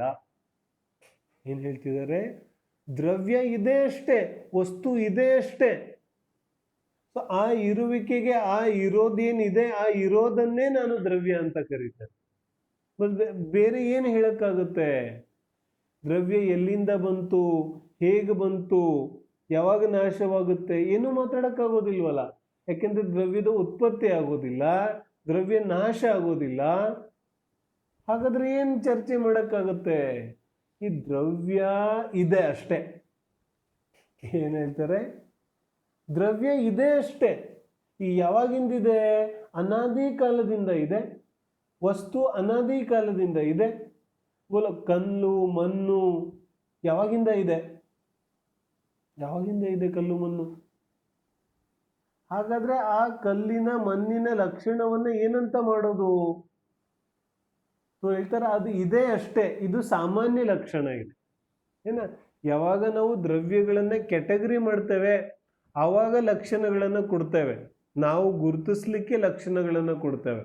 ಆದ್ರೆ ದ್ರವ್ಯ ಸಾಮಾನ್ಯದ ಚರ್ಚೆ ಮಾಡಿದಾಗ, ಸಾಮಾನ್ಯ ದ್ರವ್ಯದ ವಿಚಾರವನ್ನ ಮಾಡಿದಾಗ ದ್ರವ್ಯದ ಸಾಮಾನ್ಯ ಪರಿಭಾಷೆ ಏನ್ ಮಾಡೋದು? ಅದು ಇದೆ ಅಷ್ಟೇ. ಇದೆ ಅನ್ನೋದನ್ನ ಲಕ್ಷಣ ಮಾಡ್ಲಿಕ್ಕೆ ಹೇಗೆ ಸಾಧ್ಯ ಇದೆ? ಈ ರೀತಿಯಾದ ಡೆಫಿನೇಷನ್, ಲಕ್ಷಣ ನಮಗೆ ಪ್ರಪಂಚದಲ್ಲಿ ಎಲ್ಲೂ ಸಿಗೋದಿಲ್ಲ. ಯಾವುದಾದ್ರೂ ವಿಚಾರದ ಬಗ್ಗೆ ಏನಾದ್ರೂ ಡೆಫಿನೇಷನ್ ಕೊಡೋದಾದ್ರೆ ಏನಾದ್ರೂ ಬರಿಬೇಕಾಗುತ್ತೆ. ಆದ್ರೆ ಇಲ್ಲಿ ಏನು ಬರಿತಾ ಇದ್ದಾರೆ, ಅದರ ಉಪಸ್ಥಿತಿನೇ ಅದರ ಲಕ್ಷಣ ಇದೆ. ಏನ್ ಹೇಳ್ತಿದ್ದಾರೆ, ಅದರ ಪ್ರೆಸೆನ್ಸ್, ಅದರ ಅವೈಲಬಿಲಿಟಿ, ಆ ಅವೈಲಬಿಲಿಟಿನೇ ಅದರ ಲಕ್ಷಣ ಇದೆ. ಒಂದು ಜೀವ ದ್ರವ್ಯ ಇರ್ಲಿ, ಪುದ್ಗಲ ಇರ್ಲಿ, ಧರ್ಮ ಆಕಾಶ ಕಾಲಗಳಿರ್ಲಿ, ಇವೆಲ್ಲವುಗಳಲ್ಲಿ ಯಾವ ಪರಿಭಾಷೆ ಸಾಮಾನ್ಯ ಇದೆ ಅಂತ ಹೇಳಿದ್ರೆ ಇವೆಲ್ಲವೂ ಇವೆ ಅಷ್ಟೇ. ಜೀವದ್ರವ್ಯ ಅಂದಾಗ ಪರಿಭಾಷೆ ಬೇರೆ ಬರುತ್ತೆ, ಪುದ್ಗಲ ಅಂದಾಗ ಪರಿಭಾಷೆ ಬೇರೆ ಬರುತ್ತೆ, ಏನೇ ಧರ್ಮ ಅಂದಾಗ ಪರಿಭಾಷೆ ಬೇರೆ ಬರುತ್ತೆ. ಆದ್ರೆ ದ್ರವ್ಯ ಅಂದಾಗ ಇದು ಎಲ್ಲದಕ್ಕೂ ಅನ್ವಯಿಸುತ್ತೆ. ಇದು ಜೀವಕ್ಕೂ ಅನ್ವಯಿಸುತ್ತೆ, ಪುದ್ಗಲಕ್ಕೂ ಅನ್ವಯಿಸುತ್ತೆ, ಧರ್ಮ ಆಕಾಶ ಕಾಲಗಳಿಗೂ ಅನ್ವಯಿಸುತ್ತೆ. ಹಾಗಾದ್ರೆ ಏನು ಅನ್ವಯಿಸ್ಬೋದು? ನಾವು ಏನೂ ಮಾತಾಡಕ್ಕಾಗೋದಿಲ್ಲ, ಆ ವಸ್ತು ಇದೆ ಅಷ್ಟೇ. ಅದರ ಇರುವಿಕೆನೇ ಅದರ ಲಕ್ಷಣ ಇದೆ. ನಾನು ಇಲ್ಲಿ ಇದ್ದೀನಿ ಅಷ್ಟೇ. ನಾನು ಇಲ್ಲೇನು ಇದ್ದೀನಿ, ನಾನು ಇರೋದನ್ನೇ ಅದರ ಲಕ್ಷಣ ಅಂತ ಕರಿತೇನೆ. ಇನ್ನೇನು ಬೇಕಾಗಿದೆ? ನಾವು ಹೇಳ್ತೀವಿ ಎಲ್ಲಾದ್ರೂ ಫಂಕ್ಷನ್ಗೆ ಹೋದ್ರೆ ಏನಂತೀವಿ, ಏನ್ ತಗೊಂಬರೋದು ಉಡುಗೊರೆ, ಗಿಫ್ಟ್ ಏನ್ ಕೊಡೋದು? ನೀವು ಬಂದಿದ್ದೀರಲ್ಲ, ನೀವೇ ದೊಡ್ಡ ಗಿಫ್ಟ್ ಇದ್ದೀರ, ನಿಮ್ಗಿಂತ ಇನ್ನೇನ್ ಬೇಕು ನಮಗೆ? ಏನ ದ್ರವ್ಯದ ಲಕ್ಷಣ ಏನ್ ಮಾಡೋದು? ಈ ದ್ರವ್ಯ ಸ್ವಯಂ ಇದೆಯಲ್ಲ, ಅದರ ಇರೋದನ್ನ ಬಿಟ್ಟು ಇನ್ನೇನ್ ಲಕ್ಷಣ ಮಾಡಕ್ಕಾಗುತ್ತೆ? ಅದಕ್ಕಿಂತ ದೊಡ್ಡ ಲಕ್ಷಣ ಏನ್ ಮಾಡೋದು? ಈ ದ್ರವ್ಯ ಇದೆಯಲ್ಲ, ಅದು ಸ್ವಯಂ ಇದೆಯಲ್ಲ, ಅದರ ಇರುವಿಕೆನೇ ಅದರ ಲಕ್ಷಣ ಇದೆ, ಅದು ಯಾವತ್ತೂ ನಾಶ ಆಗೋದಿಲ್ಲ. ಹಾಗಾಗಿ ಇದು ಬಹಳ ಕೆಲಸಕ್ಕೆ ಬರೋದಿದೆ ನಮಗೆ. ಮುಂದೆ ಯಾವಾಗ ನಾವು ಜಿನ್ವಾನಿಯನ್ನ ಮತ್ತಷ್ಟು ಓದ್ತೇವೆ, ಶಾಸ್ತ್ರ ಸ್ವಾಧ್ಯಾಯವನ್ನ ಮಾಡ್ತೇವೆ, ಆ ಸಮಯದಲ್ಲಿ ಜಿನ್ವಾಣಿಯ ಮರ್ಮವನ್ನು ತಿಳಿಲಿಕ್ಕೆ ಇದು ಬಹಳ ಉಪಯೋಗ ಆಗುತ್ತೆ. ಅನೇಕ ಜನರಿಗೆ ಸ್ವಾಧ್ಯಾಯವನ್ನು ಮಾಡಿದ್ರು, ಗ್ರಂಥಗಳನ್ನು ಓದಿದ್ರು, ಕೊನೆಗೂ ಕೂಡ ಮೂಲ ಪ್ರಯೋಜನಭೂತವಾದ ವಿಚಾರ ಅದು ಮಾತ್ರ ಗ್ರಹಣ ಆಗೋದಿಲ್ಲ. ಯಾಕೆ ಗ್ರಹಣ ಆಗೋದಿಲ್ಲ? ಮೂಲಭೂತ ಯಾವ ವಿಚಾರ ಇದೆ ಆ ಫೌಂಡೇಶನ್ ಮೂಲ ವಿಚಾರ ಗೊತ್ತೇ ಇರೋದಿಲ್ಲ. ಮೂಲ ವಿಚಾರ ಏನಿದೆ, ದ್ರವ್ಯದ ಅಸ್ತಿತ್ವನೇ ಅದರ ಲಕ್ಷಣ ಇದೆ. ಅದಕ್ಕೆ ಹೇಳಿದ್ರು ಸತ್ ದ್ರವ್ಯ ಲಕ್ಷಣಂ, ಅದರ ಅಸ್ತಿತ್ವನೇ ಅದರ ಲಕ್ಷಣ ಇದೆ. ಇನ್ನು ಜೀವ ದ್ರವ್ಯದ ಚರ್ಚೆ ನಾವು ಮಾಡಿದ್ದೇವೆ. ಪುದ್ಗಲ ದ್ರವ್ಯದ ನಾವು ಕಣ್ಣಿಗೆ ಏನೇನೆಲ್ಲ ನೋಡ್ತೇವೆ ಅದೆಲ್ಲ ಪುದ್ಗಲ ಇದೆ ಅಂತ ಈಗಾಗಲೇ ನಾವು ಚರ್ಚೆ ಮಾಡಿದ್ದೇವೆ. ಏನೇನು ಕಾಣಿಸುತ್ತೆ ಕಣ್ಣಿಗೆ ಅದೆಲ್ಲ ಪುದ್ಗಲ ಇದೆ. ಪುದ್ಗಲ ಯಾವುದಕ್ಕನ್ನೋದು, ಪುದ್ಗಲವನ್ನ ತಿಳಿಯೋದು ಬಹಳ ಅವಶ್ಯಕ ಇದೆ. ನಾವು ಯಾವ ರೀತಿಯಾಗಿ ನಮ್ಮ ಜೀವ ಸ್ವಭಾವವನ್ನು ತಿಳಿಯೋದು ಅವಶ್ಯಕತೆ ಇದೆ, ಹಾಗೆ ಪುದ್ಗಲದ ವಿಚಾರವನ್ನು ತಿಳಿಯೋದು ಅವಶ್ಯಕ ಇದೆ. ಯಾಕೆ? ಪುದ್ಗಲದ ಕಡೆಗಿನ ನಮ್ಮ ಉಪಯೋಗ ದೂರ ಆಗಬೇಕಲ್ಲ. ಪ್ರತಿ ಸಮಯ ಪುದ್ಗಲಗಳಲ್ಲಿ ಯಾವ ನಮ್ಮ ಮನಸ್ಸು ಸಿಕ್ಕಾಕೊಂಡ್ಬಿಟ್ಟಿರುತ್ತೆ ಅದು ದೂರ ಆಗಬೇಕಲ್ಲ. ಹೆಂಗೆ ದೂರ ಆಗುತ್ತೆ? ಪುದ್ಗಲದ ವಿಚಾರ ಅರ್ಥ ಆದರೆ ಮಾತ್ರ ಅದು ದೂರ ಆಗುತ್ತೆ. ಇಲ್ಲಾಂದ್ರೆ ಬರೀ ನಾಟಕ ಮಾಡಬೇಕಾಗತ್ತೆ. ನಾನು ಅತ್ಯಾಗ ಮಾಡಿದ್ದೇನೆ, ಇತ್ಯಾಗ ಮಾಡಿದ್ದೇನೆ, लेकिन वास्तविक त्याग कब होगा? तो कहते उसका स्वरूप तो समझो. ಏನ್ ಹೇಳ್ತಾರೆ? ಅದರ ಸ್ವರೂಪನೇ ತಿಳಿದೇ ಹೋದ್ರೆ ಮತ್ತೆ ಹೆಂಗೆ ತ್ಯಾಗ ಆಗ್ಲಿಕ್ಕೆ ಸಾಧ್ಯ ಇದೆ? ಸ್ವರೂಪವನ್ನು ತಿಳಿಯೋದಿದೆ.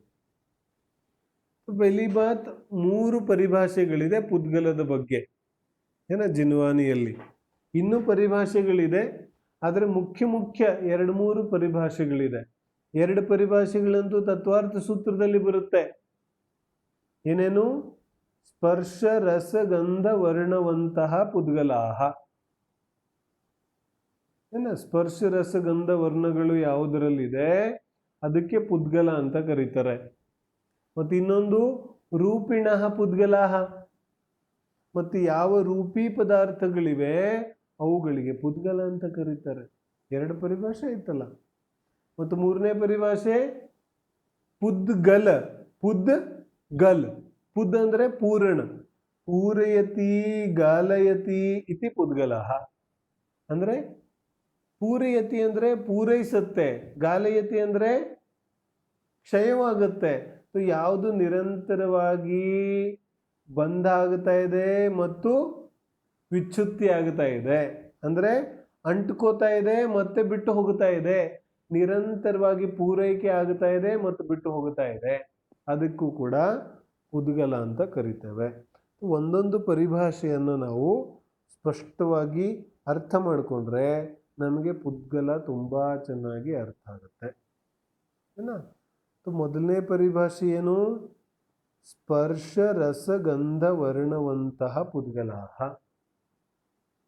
ಮತ್ತೆ ರೂಪಿಣಃ ಪುದ್ಗಲಾಹ. ಇವೆರಡನ್ನು ನಾವು ತಗೊಳ್ಳೋದು. ರೂಪಿಣಃ ಪುದ್ಗಲಾಹ ಅಂದ್ರೆ ರೂಪ. ಯಾವುದು ರೂಪ ಇದೆ ಯಾವುದು ರೂಪ ಇದೆ ಅದೆಲ್ಲವೂ ಪುದ್ಗಲ ಇದೆ. ಅರ್ಥ ಆಗ್ಲಿಲ್ಲ? ಯಾವ್ದ್ಯಾವುದು ನಮಗೆ ಕಾಣಿಸುತ್ತೆ ಅದೆಲ್ಲ ರೂಪಿ ಇದೆ. ರೂಪವನ್ನ ಧರಿಸುವಂತಹ ವಸ್ತು ರೂಪಿ. ರೂಪಿ ಯಾವುದಕ್ಕಂತೀವಿ ನಾವು? ರೂಪವನ್ನ ಧರಿಸುವಂತಹ ವಸ್ತು ರೂಪಿ. ನಮ್ಮ ಕಣ್ಣಿಗೆಲ್ಲ ಏನು ಕಾಣಿಸ್ತಾ ಇದೆ? ಸ್ಪರ್ಶ ರಸ ಗಂಧ ವರ್ಣ 4 ವಸ್ತುಗಳಿದೆ. ಏನೇನು? ಸ್ಪರ್ಶ ರಸ ಗಂಧ ವರ್ಣ. ಮುಖ್ಯವಾಗಿ ಪುದ್ಗಲದಲ್ಲಿ 4 ಗುಣಗಳಿದೆ. ಯಾವ್ದ್ಯಾವುದು? ಸ್ಪರ್ಶಗುಣ, ರಸಗುಣ, ಗಂಧಗುಣ, ವರ್ಣಗುಣ. ಇದು 4 ಮುಖ್ಯ ಗುಣಗಳಿದೆ. ಈ 4 ಮುಖ್ಯ ಗುಣಗಳು ಏನನ್ನ ತೋರಿಸುತ್ತೆ? ರೂಪವನ್ನ ತೋರಿಸುತ್ತೆ.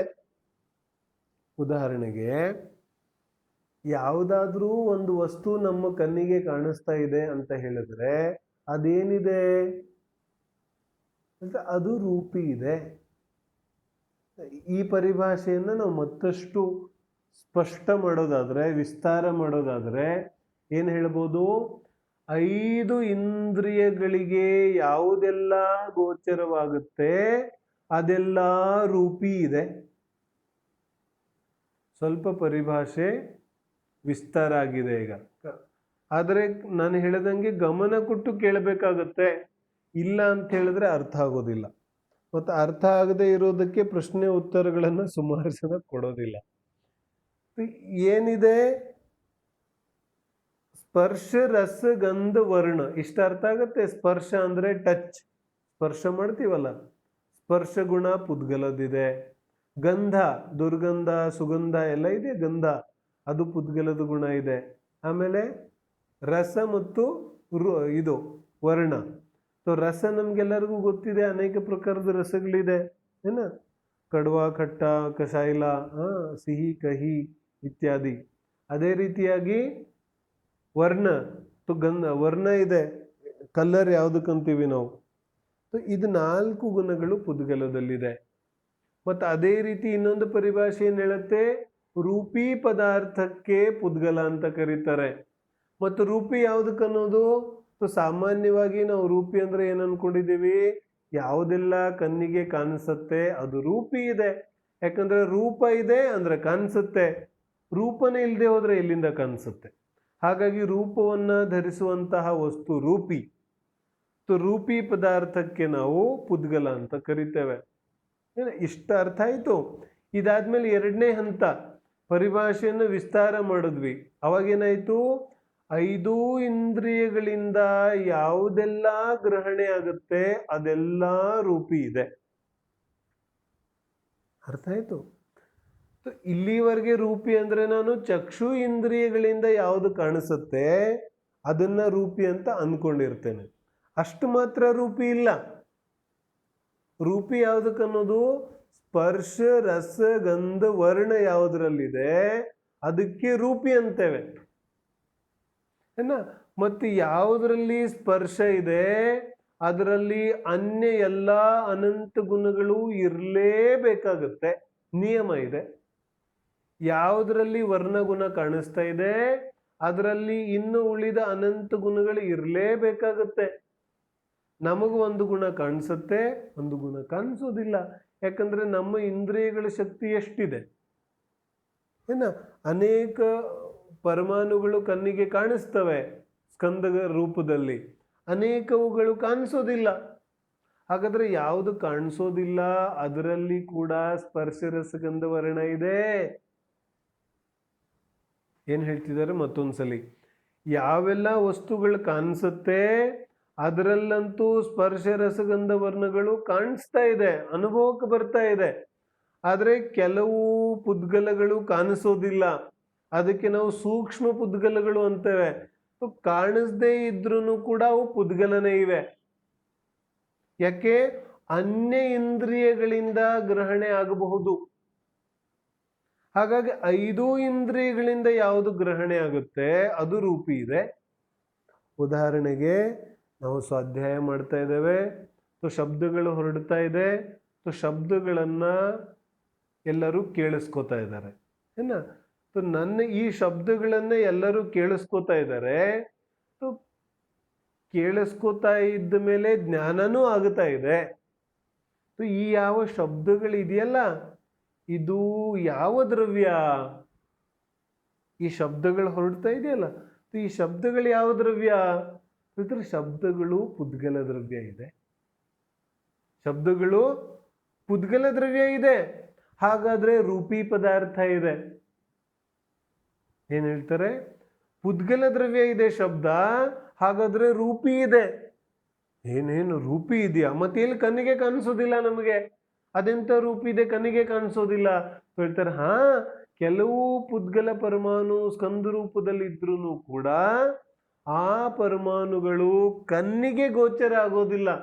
ಆದ್ರೆ ಕಿವಿಗೆ ಗೋಚರ ಆಗುತ್ತಾ ಇದೆಯೋ ಇಲ್ವೋ? ಏನ್ ಹೇಳ್ತಾರೆ? ಆ कान से सुनते तो कान बंद करेंगे तो सुनाई देगा क्या? नहीं देगा ना. तो क्यों नहीं देगा? कान में जो शब्द पढ़ते हैं ऐसा बोलते हैं ना अपन, तो शब्द पढ़ रहे हैं ना, तो पढ़ रहे हैं इसका मतलब शब्द रूप कोई वस्तु तो होना चाहिए ना ಏನ್ ಹೇಳ್ತಾರೆ ಯಾವ ಶಬ್ದಗಳಿದೆ ಆ ಶಬ್ದಗಳು ಕಿವಿಗೆ ಕೇಳಿಸಿದ ಮೇಲೆ ಜ್ಞಾನ ಆಗುತ್ತಾ ಇದೆ ಹಾಗಾದ್ರೆ ಶಬ್ದಗಳು ಕಿವಿಗೆ ಕೇಳಿಸ್ತಾ ಇದ್ದಾವೆ ಅದರ ಅರ್ಥ ರೂಪಿ ಪದಾರ್ಥ ಇದೆ ರೂಪಿ ಪದಾರ್ಥ ಇದೆ ಆದ್ರೆ ಕಣ್ಣಿಗೆ ಕಾಣಿಸ್ತಾ ಇಲ್ಲ ಕಿವಿಗಳಿಂದ ಅನುಭವಕ್ಕೆ ಬರ್ತಾ ಇದೆ ಏನ ಅದಕ್ಕೂ ನಾವೇನಂತೀವಿ ರೂಪಿ ಪದಾರ್ಥನೇ ಅಂತೀವಿ ಇವಾಗಂತೂ ಇದನ್ನೆಲ್ಲ ತಿಳ್ಕೊಳ್ಳೋದು ಬಹಳ ಸುಲಭ ಇದೆ ಏನ ನಾವು ರೆಕಾರ್ಡ್ ಮಾಡ್ತೇವೆ ಈ ಪ್ರವಚನ ಮುಗೀತು ಮತ್ತೆ ಇದು ರೆಕಾರ್ಡ್ ಆಗುತ್ತೆ ರೆಕಾರ್ಡ್ ಆದ್ಮೇಲೆ ನಾವು ಯೂಟ್ಯೂಬ್ಗೆ ಹಾಕ್ತೀವಿ ಏನ ಅಲ್ಲಿ ಪುನಃ ಪ್ಲೇ ಮಾಡಿದ್ರೆ ಪುನಃ ಪ್ಲೇ ಆಗುತ್ತೆ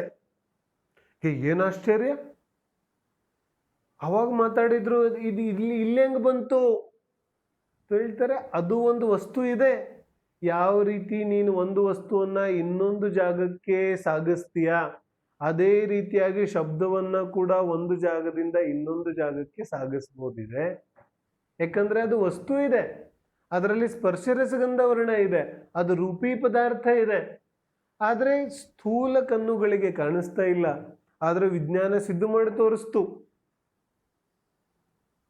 ಹೀಗಾಗಿ ನಮಗೆ ತಿಳ್ಕೊಳ್ಳೋದು ಸುಲಭ ಇದೆ ಈ ವಿಜ್ಞಾನ ನಮ್ಮ ಮುಂದೆ ಇರದೆ ಹೋಗಿದ್ದಿದ್ರೆ ತಿಳ್ಕೊಳ್ಳೋದು ಕಷ್ಟ ಇದೆ ಏನು ಶುದ್ಧ ಆಗುತ್ತಾ ಇರಲಿಲ್ಲ ಬಟ್ ಕಣ್ಣು ಮುಂದೆ ಕಾಣಿಸ್ತಾ ಇದೆಯಲ್ಲ ಈ ಶಬ್ದಗಳನ್ನ ಎಷ್ಟು ದಿನ ಹಿಡಿದಿಡ್ಬೋದು ಅನೇಕ ದಿನ ಹಿಡಿದಿಡ್ಬೋದು ನೋ ಲಿಮಿಟ್ ಹೆಂಗೆ ಹಿಡಿದಿಡ್ಲಿಕ್ಕೆ ಸಾಧ್ಯ ಇದೆ ಅಥವಾ ಜೋರಾಗಿ ಶಬ್ದ ಆಯ್ತು ಏನ ಜೋರಾಗಿ ಶಬ್ದ ಆದ ತಕ್ಷಣ ಅಲ್ಲೆಲ್ಲೋ ಗೋಡೆಯಲ್ಲಿ ಬಿರುಕು ಬಿಡುತ್ತೆ ಅಥವಾ ಕಿವಿಯ ಪರದೆಗಳು ಹರಿದೋಗುತ್ತೆ ಏನ ಕಿವಿಯ ಪರದೆಗಳು ಯಾಕೆ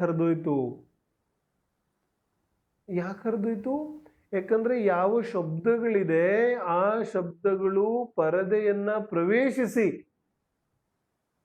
ಆ ಪರದೆಯ ಮೇಲೆ ಅಪ್ಪಳಿಸುತ್ತೆ ಏನ ಅವಾಗ ಏನಾಯ್ತು ಪರದೆ ಹರಿದೋಯ್ತು ದೊಡ್ಡ ದೊಡ್ಡ ಗೋಡೆಗಳಲ್ಲೇ ಬಿರುಕು ಬಿಟ್ಟು ಬಿಡುತ್ತೆ ದೊಡ್ಡ ದೊಡ್ಡ ಬಂಡೆಗಳಲ್ಲೇ ಬಿರುಕು ಬಿಟ್ಟು ಬಿಡುತ್ತೆ ಶಬ್ದದಿಂದ ಹಾಗಾದ್ರೆ ಶಬ್ದದಿಂದ ಬಿರುಕು ಹೆಂಗ್ ಬಿಟ್ಟು ಬಿಡ್ತು ಹೇಳ್ತಾರೆ ಆ ಯಾವ ಶಬ್ದಗಳಿದೆ ಆ ಶಬ್ದ ಉತ್ಪನ್ನ ಆದ ನಂತರ ಆ ಶಬ್ದದ ಪರಮಾಣುಗಳು ಆ ವಸ್ತುಗಳ ಮೇಲೆ ಹೋಗಿ ಅಪ್ಪಳಿಸುತ್ತೆ ಅಪ್ಪಳಿಸಿದ ಮೇಲೆ ಏನಾಗುತ್ತೆ ಅದರಲ್ಲಿ ಬಿರುಕು ಬಿಡುತ್ತೆ ನಮಗೆ ಕಣ್ಣಾರೆ ಕಾಣಿಸುತ್ತೆ ಇದು ಅಥವಾ ಈಗ ನಾವು ನೋಡ್ತಾ ಇರುವಂತಹ ಪರಮಾಣು ಬಾಂಬುಗಳು ಇತ್ಯಾದಿ ಇತ್ಯಾದಿ ಇದೇನಿದೆ ಇದೆಲ್ಲ ಇದೇ ರೀತಿಯಾದ ವಿಚಾರ ಇದೆ ಹೇಳ್ತಾರೆ ಪಂಚೇಂದ್ರಿಯಗಳಿಗೆ ಯಾವುದೆಲ್ಲ ಗ್ರಹಣೆ ಆಗುತ್ತೆ ಅದೆಲ್ಲ ಪುದ್ಗಲ ಇದೆ ಗಂಧ ಇದೆ ಏನ ನಾವು ಎಷ್ಟೋ ಕಡೆಗೆ ಹೋಗುತ್ತೇವೆ ಯಾವುದೂ ವಸ್ತು ಕಾಣಿಸ್ತಾ ಇಲ್ಲ ಏನ ಆದ್ರೆ ಗಂಧ ಅನುಭವಕ್ಕೆ ಬರುತ್ತೋ ಇಲ್ವೋ ಗಾಳಿ ಇದೆ ವಾಯು ಇದೆಯಲ್ಲ ಗಾಳಿಯಲ್ಲಿ ಸ್ಪರ್ಶ ರಸ ಗಂಧ ವರ್ಣ ಎಲ್ಲ ಇದೆ ಗಾಳಿ ಜೀವ ಇದೆ ಆ ಜೀವದ ಶರೀರ ಇದೆಯಲ್ಲ ಆ ಶರೀರದಲ್ಲಿ ಸ್ಪರ್ಶ ರಸ ಗಂಧ ವರ್ಣ ಎಲ್ಲ ಇದೆ ಆದ್ರೆ ಕಣ್ಣಿಗೆ ಕಾಣಿಸ್ತದೆ ಏನು ಗಾಳಿ ಯಾರಿಗೂ ಕಣ್ಣಿಗೆ ಕಾಣಿಸ್ತಾ ಇಲ್ಲ ಹಾಗಾದ್ರೆ ಇದೆಯೋ ಇಲ್ವೋ ಇದೆ ಏನು ಅನುಭವಕ್ಕೆ ಬರ್ತಾ ಇದೆ ಸ್ಪರ್ಶ ಅನುಭವಕ್ಕೆ ಬರ್ತಾ ಇದೆ ಹಾಗಾದ್ರೆ ಅದರಲ್ಲಿ ಸ್ಪರ್ಶ ಇದೆ ಮತ್ತು ಎಲ್ಲಿ ಸ್ಪರ್ಶ ಇದೆ ಅಲ್ಲಿ ಉಳಿದ ಅನಂತ ಗುಣಗಳು ಕೂಡ ಇದ್ದೇ ಇರುತ್ತೆ ಹಾಗಾದ್ರೆ ಗಾಳಿಯಲ್ಲಿ ಸ್ಪರ್ಶ ಇದೆ ಜೊತೆಗೆ ಗಂಧ ಇದೆಯೋ ಇಲ್ವೋ ಗಾಳಿಗೆ ಗಂಧ ಇದೆಯೋ ಇಲ್ವೋ ಎಲ್ಲಾದ್ರೂ ನಾವು ಹೋಗ್ತಾ ಇದ್ರೆ ಏನಾದ್ರೂ ವಾಸನೆ ಬರ್ತಾ ಇದ್ರೆ ಅಲ್ಲೆಲ್ಲೋ ಪಾರಿಜಾತದ ಗಿಡ ಇದೆ ಆ ಪಾರಿಜಾತದ ಹೂವಿನ ಯಾವ ಸುಗಂಧ ಇದೆ ಅದು ತನ್ನನೇ ನಿಧಾನವಾಗಿ ಹರಿತಾ ಇದೆ ಅದರ ಸುವಾಸನೆ ನನಗೆ ಗೊತ್ತಾಗುತ್ತೆ ಹಾಗಾದ್ರೆ ಸುವಾಸನೆ ಗೊತ್ತಾಗ್ತಾ ಇದೆಯೋ ಇಲ್ವೋ ಗಂಧ ಗೊತ್ತಾಗ್ತಾ ಇದೆಯೋ ಇಲ್ವೋ ಗೊತ್ತಾಗ್ತಾ ಇದೆ ಹಾಗಾದ್ರೆ ಗಂಧ ಇದೆ ಅದರಲ್ಲಿ ಏನ ನಮಗೆ ಕೆಲವು ಲಕ್ಷಣಗಳು ಗೋಚರವಾಗ್ಬೋದು ಕೆಲವು ಗೋಚರ ಆಗದೇನೆ ಇರ್ಬೋದು ಆದ್ರೆ ಪಂಚೇಂದ್ರಿಯಗಳಿಂದ ಯಾವುದೆಲ್ಲ ಗ್ರಹಣೆ ಆಗುತ್ತೆ ಅದೆಲ್ಲ ಪುದ್ಗಲ ಇದೆ, ಅದರಲ್ಲಿ ಯಾವುದೂ ಕೂಡ ಜೀವ ಇಲ್ಲ, ಖತಮ್. ಇದನ್ನೆಲ್ಲ ತಿಳಿಯೋ ಪ್ರಯೋಜನ ಅರ್ಥ ಆಗ್ತಿದೆಯೇನೋ? ಪುದ್ಗಲನ ಕಟ್ಕೊಂಡು ನಮ್ಗೇನು ಆಗಬೇಕಾಗಿಲ್ಲ. ಆದ್ರೆ ಪುದ್ಗಲದ ಸ್ವರೂಪ ಅರ್ಥ ಆಗ್ಲಿಲ್ಲ ಅಂದ್ರೆ ನಮಗೆ ಆತ್ಮಧ್ಯಾನ ಆಗೋದು ಕಷ್ಟ ಇದೆ. ನಮ್ಮ ಜ್ಞಾನ ವಿಕೇಂದ್ರೀಕೃತ ಆಗಿರುವಂತಹ, ಡಿವಿಯೇಟೆಡ್ ಆಗಿರುವಂತಹ ನಮ್ಮ ಜ್ಞಾನ ಕೇಂದ್ರೀಕೃತ ಆಗೋದು ಕಷ್ಟ ಇದೆ. ಯಾಕಂದ್ರೆ ನಮಗೆ ಪುದ್ಗಲದ ಮಹಿಮೆ ಬರ್ತಾ ಇರುತ್ತೆ, ಮತ್ತು ಜೀವದ ಮಹಿಮೆ ಬರೋದು ಯಾವಾಗ? ಅದಕ್ಕೆ ಪುದ್ಗಲದ ಸ್ವರೂಪ ಅರ್ಥ ಮಾಡ್ಕೋಬೇಕಾಗುತ್ತೆ. ಸೊ 5 ಇಂದ್ರಿಯಗಳಿಂದ ಯಾವುದು ಗ್ರಹಣೆ ಆಗುತ್ತೆ ಅದಕ್ಕೆ ನಾವು ರೂಪಿ ಪದಾರ್ಥ ಅಂತ ಕರಿತೇವೆ. ಮತ್ತೆ ಅದರಲ್ಲಿ ಏನ್ ಲಕ್ಷಣ ಇದೆ? ರೂಪಿ ಪದಾರ್ಥದಲ್ಲಿ ಸ್ಪರ್ಶ, ರಸ, ಗಂಧ, ವರ್ಣ 4 ಮುಖ್ಯ ಗುಣಗಳಿದೆ. ಹಾಗೆ ನೋಡಿದ್ರೆ ಅನಂತ ಗುಣಗಳು ಪುದ್ಗಲ ದ್ರವ್ಯದಲ್ಲಿ ಇದೆ. ಮತ್ತೆ ಎಲ್ಲಿ ಒಂದು ಗುಣ ಇದೆ ಅಲ್ಲಿ ಇನ್ನು ಉಳಿದ ಎಲ್ಲಾ ಗುಣಗಳು ಇರುತ್ತೆ. ನಮಗೆ ಕೆಲವು ಅನುಭವಕ್ಕೆ ಬರ್ಬೋದು, ಕೆಲವು ಅನುಭವಕ್ಕೆ ಬರದೇ ಇರ್ಬೋದು. ವರ್ಣ ಇದೆ, ವರ್ಣ ಏನ ನೀರಿಗೆ ವರ್ಣ ಇದೆ. ನೀರಿನ ರಸ ಯಾವ ರೀತಿಯಾಗಿರುತ್ತೆ? ನೀರಲ್ಲಿ ರಸ ಇದೆಯೋ ಇಲ್ವೋ? ರುಚಿ ಇದೆಯೋ ಇಲ್ವೋ? ಇದೆ ತಾನೆ. ಹಾಗಾದ್ರೆ ಏನ್ ರುಚಿ ಇದೆ ನಮಗ್ ಗೊತ್ತಿಲ್ಲ. ಹಾಗಾದ್ರೆ ಗೊತ್ತಿಲ್ಲ, ಅದರ ಅರ್ಥ ಅದರಲ್ಲಿ ರುಚಿ ಇದೆಯೋ ಇಲ್ವೋ, ರಸ ಅನ್ನುವಂತಹ ಗುಣ ಇದೆಯೋ ಇಲ್ವೋ? ಇಲ್ದ್ರೆ ಎಲ್ಲಿ ಒಂದು ಗುಣ ಇದೆ ಅಲ್ಲಿ ಎಲ್ಲಾ ಗುಣಗಳಿದೆ. ರಸ, ಗಂಧ, ವರ್ಣ ಎಲ್ಲ ಇದೆ. ಇದು ಸಾಮಾನ್ಯ ಪರಿಭಾಷೆ ಇದೆ. ಇನ್ನೊಂದು ಪರಿಭಾಷೆ ಏನ್ ಹೇಳಿದ್ರು? ಪೂರಯತಿ ಗಾಲಯತಿ. ಏನ ಪೂರಯತಿ ಗಲಯತಿ ಅಂದ್ರೆ ಏನು? ಪೂರ್ಣಗೊಳಿಸುತ್ತೆ ಮತ್ತು ಗಲಯತಿ ಅಂದ್ರೆ ಗಲನ ಮಾಡುತ್ತೆ, ಅಂದ್ರೆ ಕ್ಷಯ ಮಾಡುತ್ತೆ. ಅದಕ್ಕೆ ನಾವೇನಂತೀವಿ? ಪುದ್ಗಲ ಅಂತ ಕರಿತೇವೆ. ಅಂದ್ರೆ ಪುದ್ಗಲದಲ್ಲಿ ನಿರಂತರವಾಗಿ ಬಂಧ ಮತ್ತು ವಿಚ್ಛುತ್ತಿ ನಡೀತಾ ಇರುತ್ತೆ. ಬಂಧ ವಿಚ್ಛುತ್ತಿ ಅಂದ್ರೆ ಏನು? ನಮಗೆ ಸಾಮಾನ್ಯ ಸೂಕ್ಷ್ಮಕ್ಕೆ ನಾನು ಹೋಗೋದಿಲ್ಲ. ಆದರೆ ಪುದ್ಗಲ ಪರಮಾಣುಗಳಲ್ಲಿ ನಿರಂತರವಾಗಿ ಬಂಧ ಆಗುತ್ತಾ ಇರುತ್ತೆ ಮತ್ತು ನಿರಂತರವಾಗಿ ಅನೇಕ ಪರಮಾಣುಗಳು ಬಿಟ್ಟು ಬಿಡಿ ಕೂಡ ಆಗುತ್ತಾ ಇರುತ್ತೆ. ಏನ ಉದಾಹರಣೆಗೆ ನಮಗೆ ಕಣ್ಣಿಗೆ ಏನೆಲ್ಲ ಕಾಣಿಸ್ತಾ ಇದೆ, ಇದೆಲ್ಲ ಏನಿದೆ? ಇದೆಲ್ಲ ಪುದ್ಗಲ ಸ್ಕಂಧ ಇದೆ.